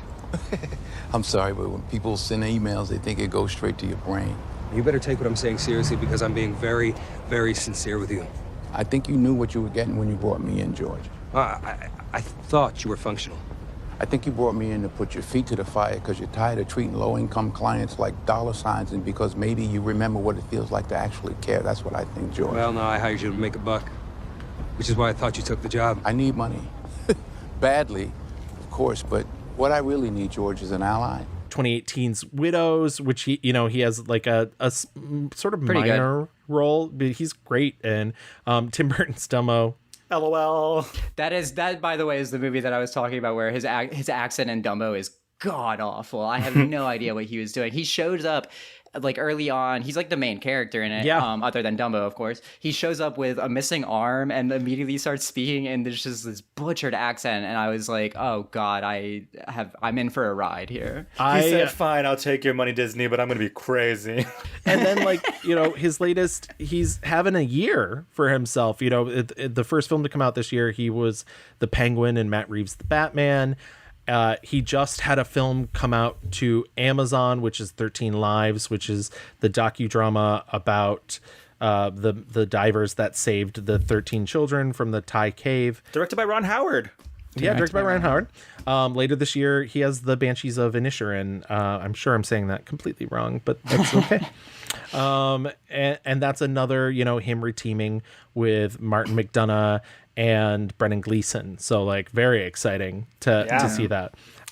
Didn't even mention, peppering throughout his career. He has done TV. He did a season of True Detective, the season that everybody supposedly hates. I only watched the first season, so I don't know. It's not good. He did a 5-part miniseries last year called The North Water. And he's going to be doing the TV series version of The Penguin, which supposedly is just being called The Penguin. Inventive names. Just disappointing. Just to get a tiny bit back into his personal life. In 2009, he fathered a second son, Henry Tadeusz, with Polish actress Alicia Bachleda-Kuros, who was the lead in Undine. And then the relationship ended a year later. That's basically it for his personal life. He is a supporter of the Special Olympics. He was the celebrity spokesperson in 2007 for the games in Shanghai. He lent his support to the anti-bullying campaign Stand Up, organized by Irish LGBT youth. And in 2015, he became the official ambassador of the Homeless World Cup. But yeah, that's basically Colin Farrell's career in a nutshell. There's some crazy ups and downs in there. I think, I brought up earlier, I think it's interesting to watch him change, to watch that range grow. I know you both said really positive things about Daredevil, and I do think he's good in Daredevil, but I think it's the earliest he realized, like, you can push it too far. You can really chew the scenery. He likes a costume. He likes a hairpiece. He likes, He said, I'm going to act. Yes. Acting. Yeah. And I think after that, he's sort of been able to, even when he's invited to play something that's a bit bigger, he drops it back a little. I'm thinking of like the Imaginarium of Dr. Parnassus, which admittedly, like, he had somebody else's performance to base it off of, but I think he realized like there is, or even then, let's say Horrible Bosses, like he knows like how to get in and get out without being like even the Batman too, like that he could have gone so much bigger for that, but he's like, I'll let the prosthetics basically do the talking for this, and basically plays it pretty straight. And that's why I really like his performance. I'm still of the mind that like Warner Brothers could hire a fucking fat actor, but I do think Colin Farrell's very good at it, and I do think the scenes he's in, especially because that movie is so dour looking, he livens them up, especially like the hey yo, what are you showing me here? Yeah. Boy, you guys are a hell of a duet here. Why'd you start harmonizing? There's only one problem with your little scenario, okay? I ain't no rat. You got any idea what Carman Falcone would do to me? How you just gotta talk? No, you don't want to talk about rats, huh? Maybe we can talk about what they did to my partner's face. Holy God, what are you showing me? His head. Come on! Open your eyes! Anyways, that's Colin Farrell. Why don't we move into our picks? We've talked enough about his career. Why don't we move into our 1-star reviews and get the bad out of the way first? All right, Mitchell, as our guest, you get to go first. What is your 1-star review? Yeah, so my 1-star, it's the thing that I know you guys get a lot, is like, do you go movie or do you go performance kind of thing? And so I wanted to go more performance, because I feel like that just makes more sense if we're like reviewing Colin Farrell. So for me, my 1-star is Total Recall. I think that he has worse movies for sure, and even like worse performances, but Total Recall's the one where like I most felt like he just like doesn't even know like why he's there. Like it's just like, let me tell you, I was in the theater going, why am I here? So that's it feels in a way like that. As much as I like the like SWAT, the Recruit kind of era, and like Miami Vice, like Total Recall feels like that like last gasp of Hollywood trying to make him do that kind of thing that like never really suited him. And as much as I wanted Total Recall to be fun, because it seemed like the kind of thing, as you've heard some of my taste, that like I would enjoy at least, but yeah, it just like saps all of the creativity out of that like world, and he just feels totally drained of it. And the movie's not good. It was same as you, Gavin. It was a little bit better when I rewatched it like a week ago for this than it was when it came. Than I remembered it being when it came out. But like, Kate Beckinsale has the smallest arms in the world, and they want me to believe that she can fight Colin Farrell. Like, come on. Jessica Biel, I can believe. Jessica Biel looks like a badass, but like, Kate Beckinsale, come on. Tell me what is going on. Talk, or we can skip straight to until death do us part. I'm not your wife. That's bullshit. We've been married 7 years. I'm UFB police intel, assigned to play your wife. 6 weeks ago, I didn't even know you. It's really bad. I understand the thought process of, you know, Colin Farrell is hands down a better actor than Arnold Schwarzenegger. And I was recently revisiting our Tim Burton episode because it's his birthday coming up soon. And when we were talking about Batman 89, we were talking about how Tim Burton was like, yeah, casting Michael Keaton makes sense because he looks like a normal person, and Batman wouldn't be muscle on top of muscle, or else it'd be easy to figure out who he is. And so I think his like wiriness makes sense to cast him as like an undercover agent instead of it being a guy who's just a walking, you know, like tricep.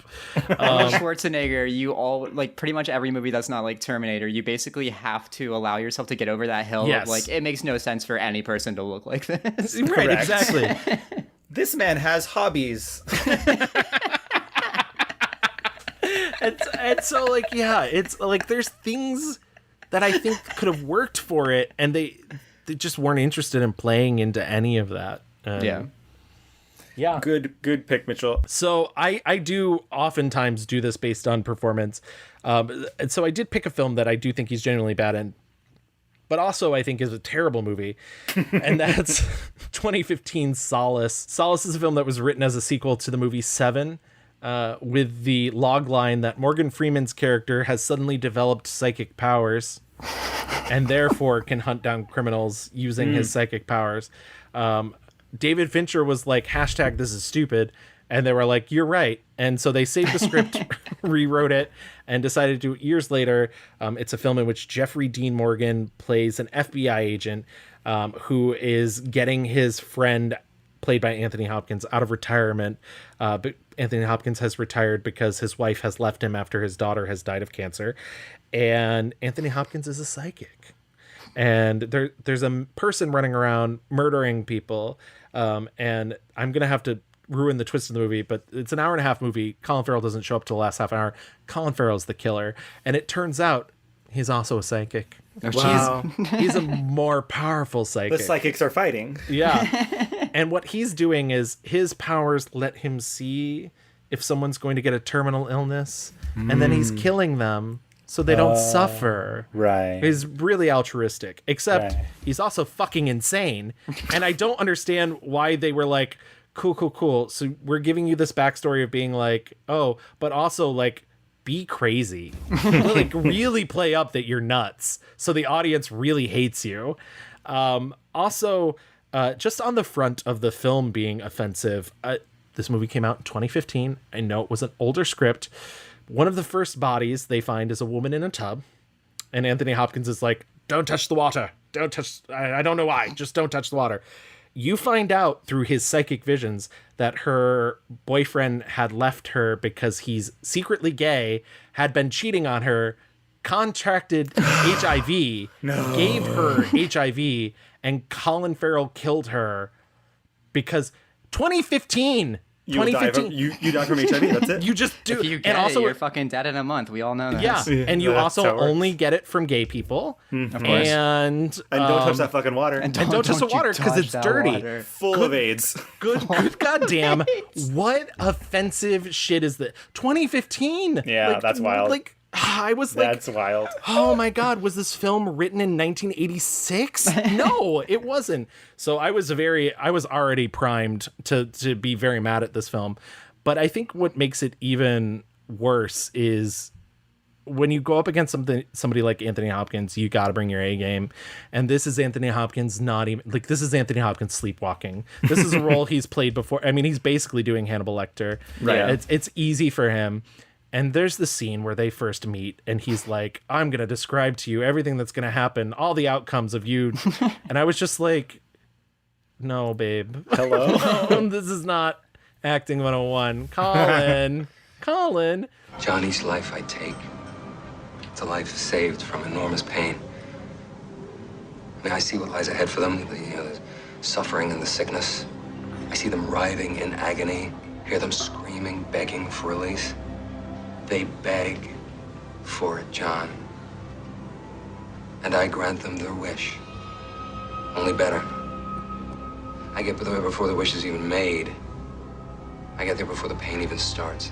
It's a bad movie, and nobody should have to see it. And I know that's not really anybody's, it's not my purview to tell you whether to see something or whether or not. 'Cause sometimes I pick 1-star reviews, and I'm like, you should still watch. Yeah. This is a waste of your time.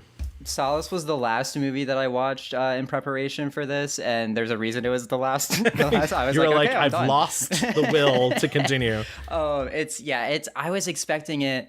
From the plot of it, I was expecting it to be fun, like at least fun bad, but it is just, it's brutal. It's so dour. It's shot like a fucking episode of Succession for some reason. Yeah. There's so many pushes in this movie. Oh It's yeah, like, that's the other thing. There's no like dolly-ins in this movie. It's all zooms. It's all just like, oh, here's a zoom into Anthony Hopkins. I was like, why? What are you doing? I kept thinking I like accidentally clicked zoom on my remote or something. Like it was between this and Total Recall for which one I was gonna choose for this. It was like really tight. It's bad.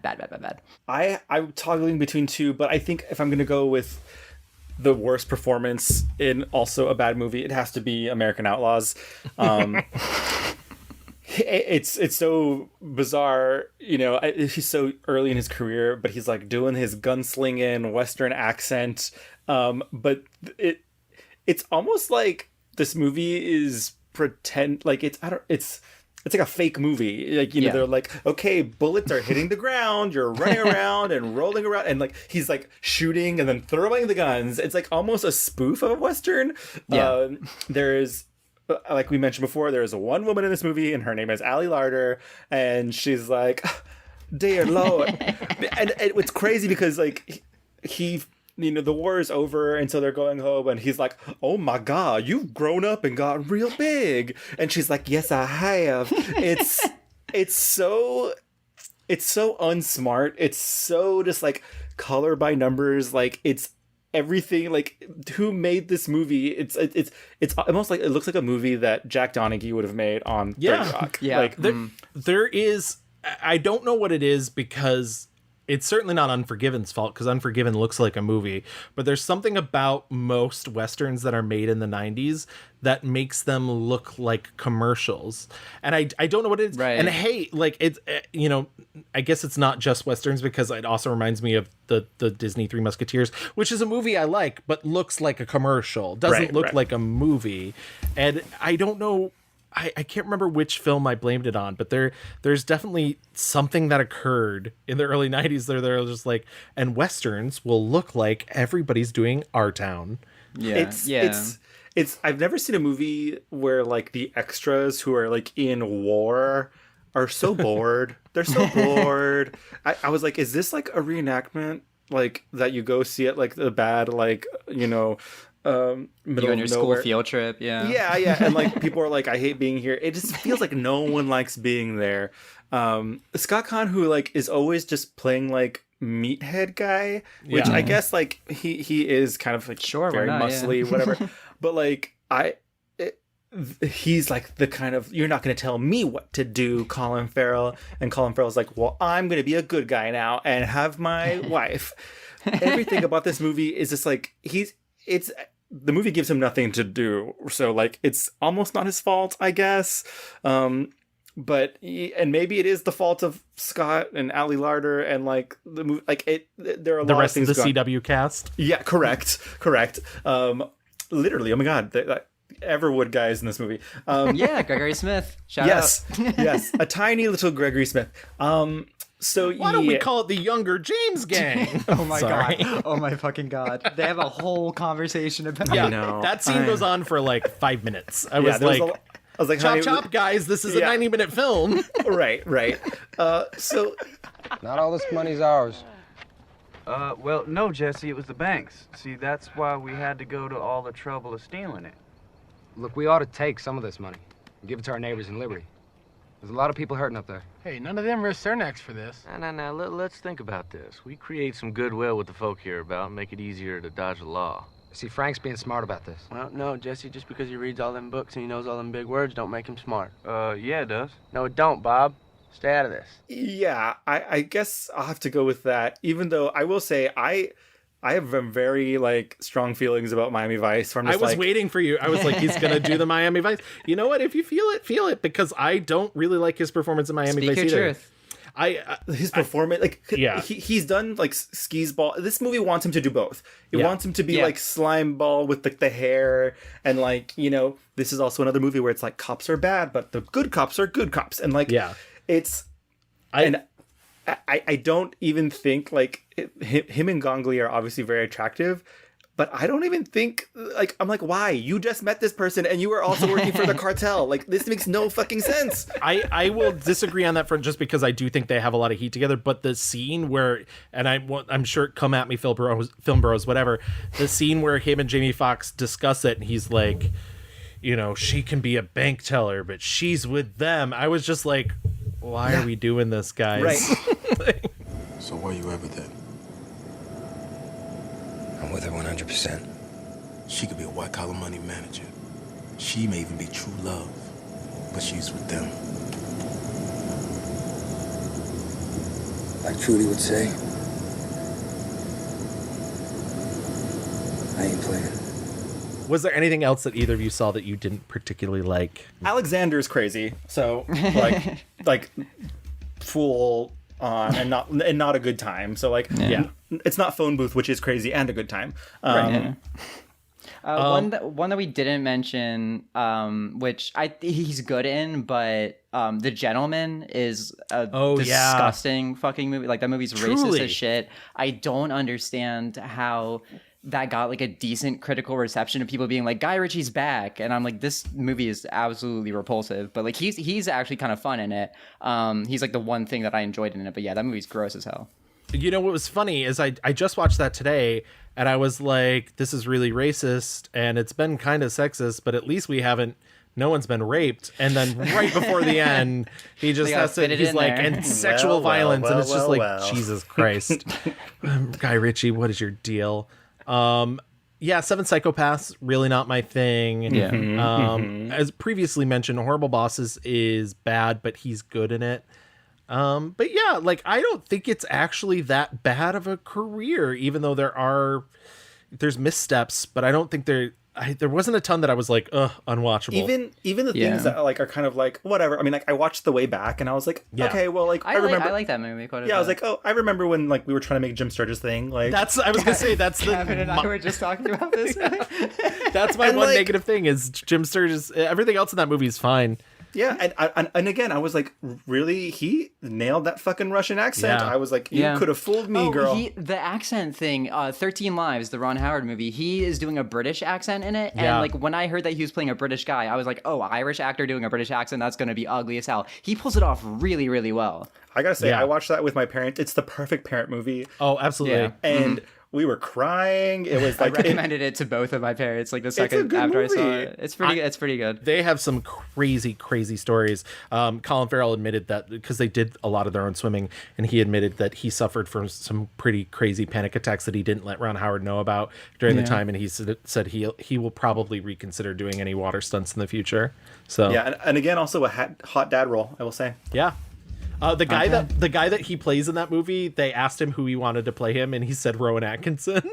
and they said, we can do better. And Ron Howard was like, we're not making that kind of movie. And then Ron Howard was like, oh, we cast Colin Farrell, and the guy that he's playing is like, I'm not a movie buff, I don't know who that is. Beautiful. Him and Woody Allen just hanging out. Yeah. Exactly. All right, let's get into our 5-star reviews. All right, Mitchell, what do you got? It's like an obvious one, but The Lobster is my pick. I think even as like being like a huge fan of Colin Farrell before that came out, I still like wasn't sure what to expect of. I mean, like Yorgos' first English language movie, I was a big fan of Yorgos before that, but like so many non-English directors doing their first like English language movie can go, south, but he really My precious just, like, baby Wong Kar-wai. Yeah. I know. Trust me, I've experienced that pain. Yeah, and but he immediately, Yorgos was just like, yeah, I'm just gonna do my exact thing, but just in English. And Colin Farrell is like the glue of that movie, I think, because everything around him is so outlandish, but he just plays it completely straight. He really nails that sandpaper dry humor, but you also believe him as sort of like a lumbering fool to a degree, but also a guy who Rachel Weisz, you believe, would fall in love with him and connect with him. And it's every step of that movie, he's just taking you along with, and it's a world that you could totally not be into. You could check out of it immediately, but I feel like Colin Farrell grounds it in something that is very emotionally raw and real, where you have this sympathy for him in both sections of the movie, I think. And yeah, it's such a tricky balance to pull off, and he pulls it off masterfully. I love that I agree with you guys that Killing of a Sacred Deer is a little bit of a step down, but just because The Lobster is so great, and I would love for him and Yorgos to keep doing things together. Yeah, I just think that his performance in it is tremendous. The movie itself is phenomenal. It's a boring pick, but an easy pick. No, it's so good. Yeah, I don't think it's a boring pick at all, because it's also my 5-star review. So I love the fact that we don't tell each other our 5-star reviews, because stuff like this happens. It's such a tremendous movie. I was perusing reviews online, and I saw somebody that was like, maybe I just didn't understand it. And part of me is like, I don't know, this is one of Yorgos's most accessible films. Yeah. Maybe that's on you if you didn't understand it. But for people who don't know what it's about, it is about a possible future, maybe now, who knows, but an alternate place where if you're not coupled, you get sent to a hotel where you have 45 days to find another partner. And if you're not, you get turned into an animal usually of your choice. That's it. That's the quickest way to, you're right. I want to take that pin out that I put earlier in Childish. I think this character also has a childish quality to him, but I think that's because this reality has a childish quality to it. This is a film that's about gender roles. This is a film that's about the focus that we put on coupling. This is a film about fascism. And I think it has all these interesting themes, and because of the way these characters have been placed in this reality, they do have these sort of childlike quality, or maybe I should say it's not a fully developed, just an immature quality. I think, when you said that Rachel Weisz falling for him instantly is believable, I completely agree. But I think one of the things that is easy to forget is it's not just that she sees him and falls in love with him. She sees him and she lusts after him. The first thing she says when she sees him is she had a dream that night where she was wearing an outfit that she describes, and then he takes it off and fucks her in the ass. Hell yeah. And I was just like, Hell God, yeah, Mitchell. God damn. Hell yeah. And I think there's such a great play back and forth in this movie between the silliness, because it is very silly, and that, like you said, he plays it so straight. I mean, I can't think of nothing better to tell you exactly who his character is right away in the film when he's checking into the hotel, and they're like, are you a heterosexual or a homosexual? And he's like, women. However, I had one homosexual experience in the past, in college. Is there a bisexual option available? No, sir, this option is no longer available since about last summer due to several operational problems. I'm afraid you have to decide right now if you want to be registered as a homosexual or a heterosexual.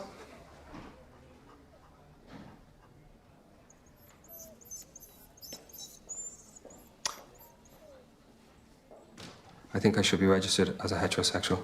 You can watch the gears work in a really positive way, because you're not watching the gears work on how do I play this? You're watching the gears work on a fully fleshed out person who's stuck in this fucked up reality that may seem ridiculous, but has all these hallmarks of also our reality. And that you're able to look at these things and be like, wow, how ridiculous is this? And then you look at the stuff that's happening around you in the world and you're like, oh boy, there's stuff there. Yeah, my favorite thing about this movie is that like this shows you this is Joni Mitchell both sides now, okay? Like the first act of this movie is, the despair of being alone, and like how tragic and awful it is, and to be a complete person you need someone else. And then the second act of this movie where he he finds this person, it's all about the freedom you have when you're alone and like the beauty and like, and so there are good things and bad things with both of them. And I talk about this in the Rachel Weisz episode. I'm like, this fucking movie made me think about some things. Okay, this made me reevaluate. I was like, where am I in my life? That I get. That I don't understand just being like, I don't get it. And it's like, well then do the work, because but you're right. It's brilliant in the fact that it makes you think about stuff, but it's not hitting you over the head with it. And this movie isn't telling you like you need, like if you told someone like, oh well, if you don't find someone you're turned into a lobster or an animal, whatever. And so you would think going into this movie has a point of view that's saying like, you're fucked if you don't find someone. Like that's the moral of the story. But like that's not the moral of the story. The moral of the story is that like there are judgments on both of these things, and there's freedom in both of these things, and you shouldn't have to be put into either of those boxes. You should be able to, have freedom by yourself, freedom with who you love, and like all these things. It's a very, layered, I don't even want to say complicated. It's not a complicated movie. It's a very thought-provoking movie. It's so ridiculous, but it's exactly what the world is, just put like in front of you in a very direct way. And yeah, it's such a great movie because when it came out, I was single, so like I was viewing it as a single person watching it, and then a few years ago, I watched it with my partner, who I've now been with for 5 years, and like it makes you think of it in like a different kind of way too, and it's like, right, okay. I just want to say thank God you found your partner, because I don't want to know what animal you were going to be turned into. I know it'd be so sad if Mitchell was a horse. Louis, what is your 5-star review? Lobster was definitely up there for me, and I was like, ugh, but I watched In Bruges last night. And I said, she is on the brain, and that it was my backup, and then I was just like, you know what Mitchell's going for? I'm going to go for it. So. I just think, he is so at home in this character, and not because he's also he's playing an Irishman, but like he kills people, and he's a killer.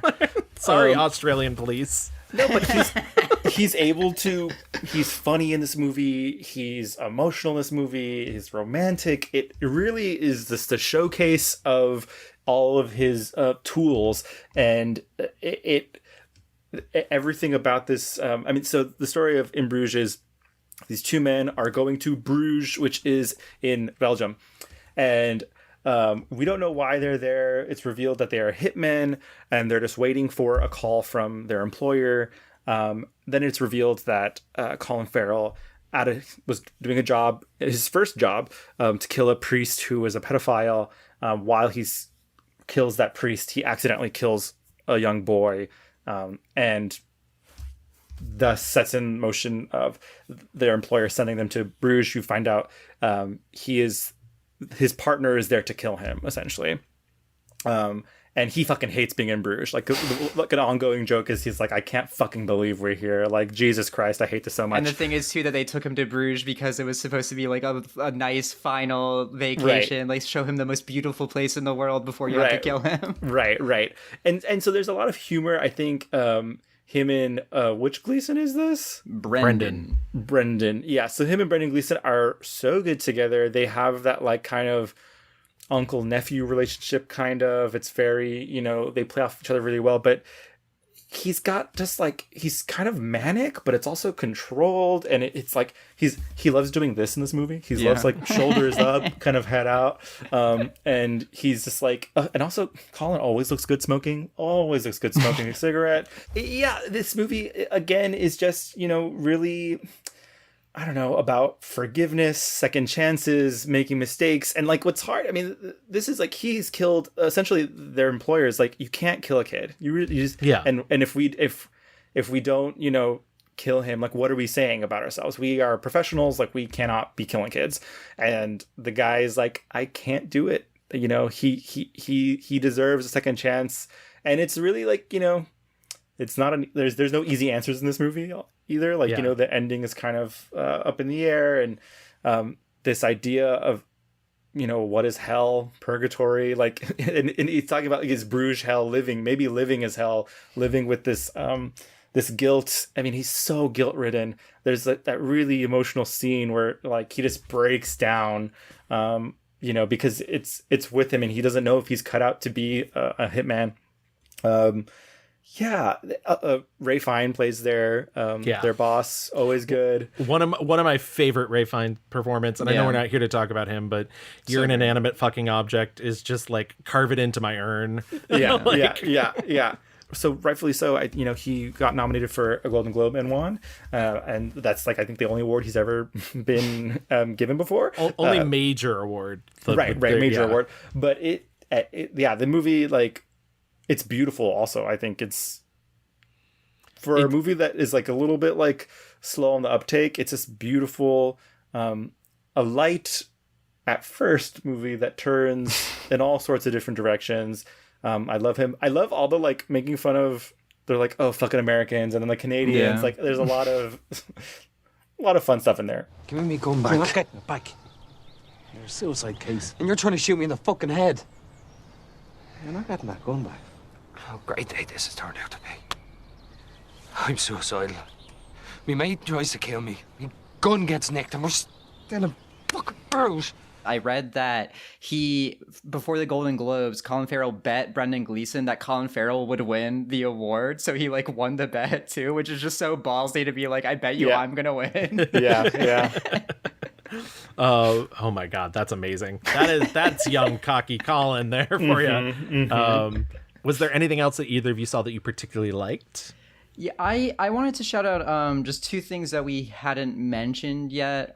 We dropped on a bit The North Water, the AMC Plus series that came out last year. I watched it last year, and it's incredible stuff. It's really, like, harrowing. It's about in the mid-19th century, I think, there's, like, this Arctic expedition. That's basically the premise. And Jack O'Connell, plays the lead, who, like, he's, like, a doctor who gets onto the expedition. He's, like, I think he accidentally killed somebody. He committed some sort of crime. And so he's, like, hiding away on this expedition. And Colin Farrell is one of just, like, the whalers on the ship, who is basically, like, the, like, spawn of, say, like, the worst man you could ever imagine. He is, like, disgusting, just a horrible person, like, the pure villain of it. And it's basically, like, a battle, like, this existential battle of good versus evil, played out over 5 episodes in, like, the pure Arctic. It's, like, the furthest north, I think,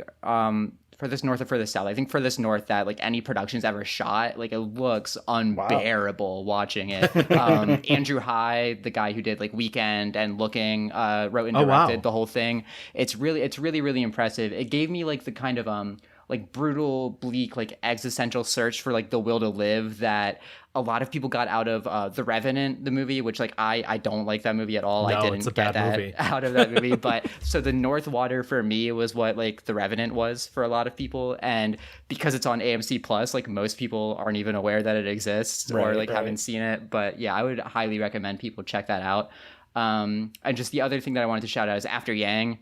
Which I was about to say year as well. Oh, that was the other movie this year that I left out. Oh yeah, no, he's great in it. He's so good, and it's such a beautiful movie. Like, talk about existential, like a movie that just really makes you think about life and what we leave behind and what we still have from others that have been left behind with us, and, like, just everything about that, like, what you want from your loved ones and what you want to give to your loved ones. It's such a beautiful movie, and the fact that came out the same exact weekend as The Batman is, like, the perfect, like, nexus of, like, what Colin Farrell is at this point in his career.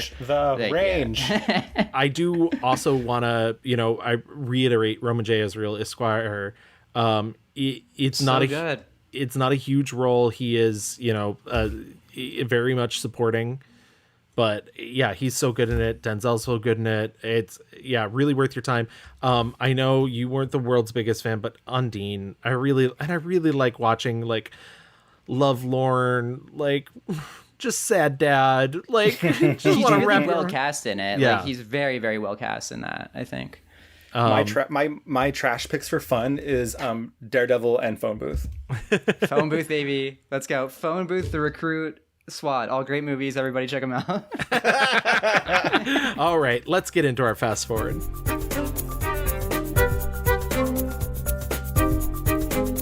We talked about like he's having a year currently. Yes. I don't know if Mitchell, like this was like even on your brain, but I was like 13 Lives came out this week. The Batman came out like this year. So did After Yang. There's a lot going on with this guy. And I mean, he still has the Banshees of Inisherin. Yes. A huge year. Jesus, 4 big movies. Yeah. And so like he's not resting on his laurels.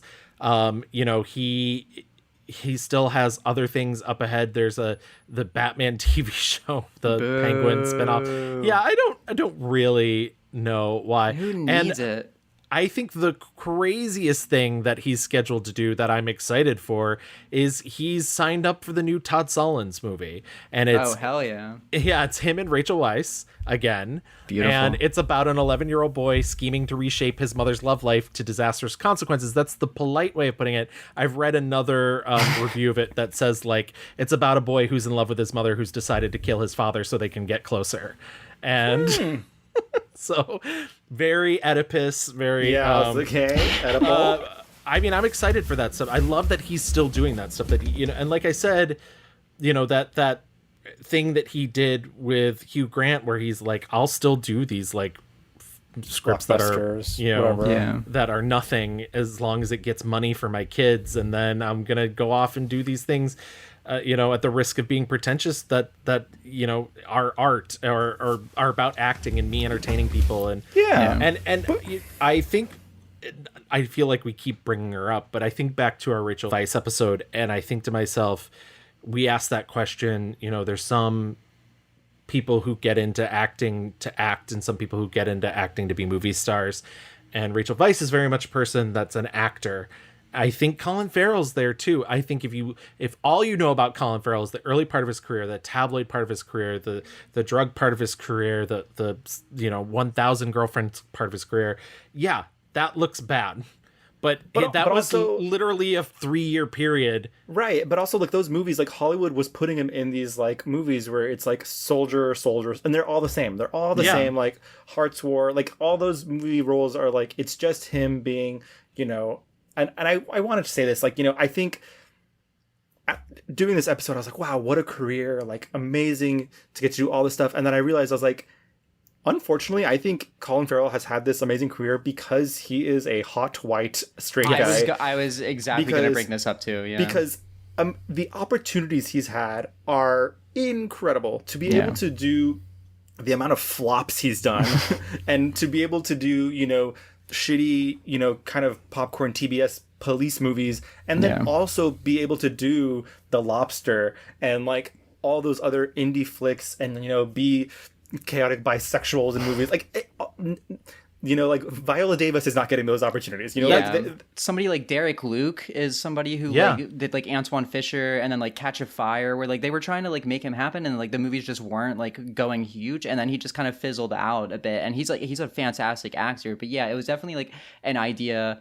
A thought that I had in my mind too when just like thinking about this episode, and just my appreciation for his whole arc, and the fact that he like had kind of this stumbling first like 10 years of his career of trying to figure it out, that like obviously he can't help the privilege that he has, but like if he wasn't a very attractive straight white guy, like he would not have the career he has. He would not have gotten the chances that he got. You're absolutely right. There are advantages that are very much afforded to him because of his race and because of his sex. I will say, like, he is an excellent actor, and he deserves all, like, I don't think that there are too many movies that we saw where he's like phoning it in or not delivering what he was hired to do.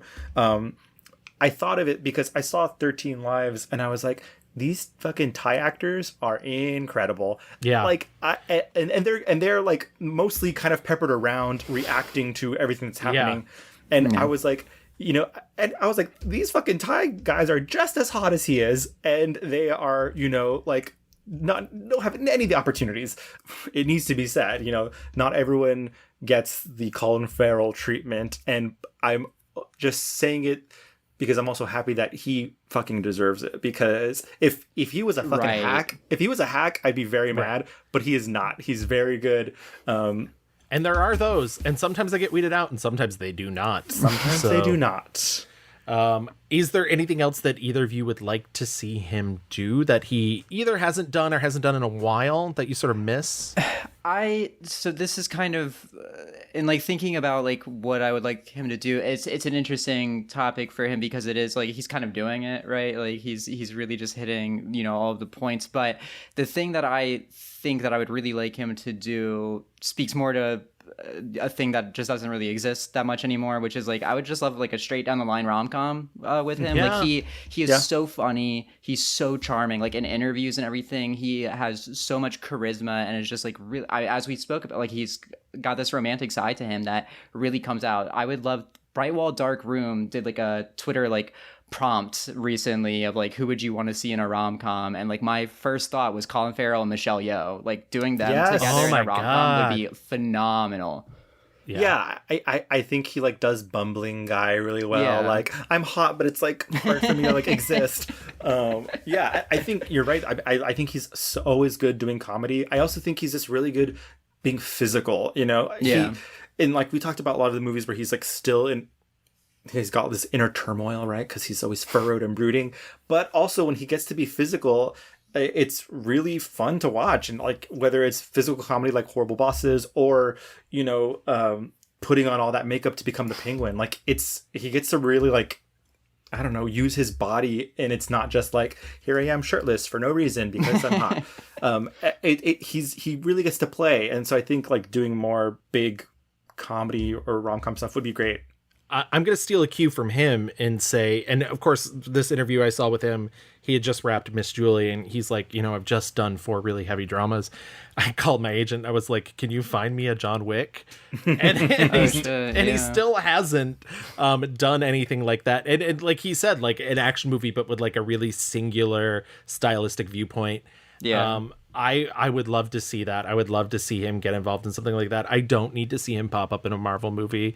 I think he's sort of already done his time. But I think having him show up in the Batman was sort of the best way to do that, which is under makeup, letting him bring out the character-y side of Colin Farrell. And he's like not even like the main villain of it. Right. Like, he's like a supporting like villain. Like it was just really smart casting there. But like I don't need him to show up as like, you know, like Crimson Dynamo and Iron Man or something. Well, that reminds me of another, like Halle Berry, I think is a very good parallel. Like she has, that's a great, won an Oscar, has done a couple of like superhero things, but like not just won an Oscar, won the Oscar to date, the only black woman Oscar for Best Actress. Yeah, they're around the same age, like, but she now is mostly like doing like tip spots for like, you know, oh, that's Halle Berry, but like she has had such more limited opportunities. Like, where's Halle Berry's Lobster? Okay, how about that? That would be rad. Colin Farrell and Halle Berry in a rom-com. I would watch. Oh my god! I'd watch the hell out of that. Hello, Jesus! I have to go be alone. But yeah, I think that really wraps up Colin. I think he's an incredible actor. I was telling Mitchell before we even started this, I don't think I gave him enough credit ever. Because I thought of him as like, you know, he's like an actor guy, but no, he's like a capital A actor guy. Yes. Yeah. And so I'm really happy you brought him to the table. But Mitchell, now we get to talk about you. This is your time to plug anything that you want, anything that you've been working on, the 1 billion projects I know that you're involved in. I've been working on some stuff. My day job is a senior editor at Letterboxd, so our editorial platform over there, Journal. Pretty much anything that goes out, I've got my hands on in like one way or another. It's a lot of cool stuff going on over there. I occasionally do writing myself over there. I just interviewed Aubrey Plaza, which is up now, which was a really dope interview. I was really happy about that. I also interviewed Ed Harris, which is coming out like next week sometime. So The Way Back, starring Ed Harris. we talked. It was all about The Way Back. I said, "Hey, buddy, I'm doing a podcast on Colin Farrell. Give me 30 minutes of your thoughts on him, please." That's all we're here for. But yeah, so that I freelance around at like the Film Stage, Paste Magazine and stuff. I have a piece, when we're recording this, I have a piece coming out tomorrow at Paste on Light Sleeper, the Paul Schrader, Willem Dafoe movie. That's like one of my favorite movies, so check that out. Very cool. Everybody just be jealous of Mitchell. They've got stuff going on. Verified on Twitter, I got made that happen. Well, that. I will see myself out, I guess. It's honestly the dumbest thing that they've ever done. Like, I have no idea why that happened. I was just like, let me just throw this out there and see what happens. He said, my good friend Aubrey Plaza says I should be verified. When it happened, I texted my partner and I was like, yo, you're not going to believe what the fuck just happened. I'm a blue check mark, and I'm sorry we can't date anymore. This is a very lobster situation. You're below my status. I am Miss Julie. You are but my valet. Take the money and go to the barn. What a weird reference. But yeah, if you want to contact us on this show, who are doing some stuff too, you can always find us on Twitter at The Mixed Reviews. Or on Facebook, just type in The Mixed Reviews. If you want to email us, you can email us at reviewsmixed@gmail.com. We're on Instagram at _mixed_reviews. And if you want to listen to our back catalog of episodes, including, as you've been doing with this episode, you can find us on a plethora of podcast apps. We're on Apple, Spotify, Stitcher, Google, Amazon, Audible. And if you do listen to us on Apple Podcasts, please go there, leave us a 5-star rating. Yes, please, 5-star, and write us a little review. It helps other people find us, gets us in the mix of the algorithm, and we grow our audience that way. It's just like phone booth, okay? We're all connected, and sometimes it's bad, okay? So think about that. In 2002, it would have been crazy, okay? But thank you so much for listening. Thank you so much, Mitchell, for coming on. You were thank you, so Mitchell. great. Thank you guys both so much. It was such a blast. And we will be back in 2 weeks with a brand new subject. See you guys later. Bye-bye. Bye.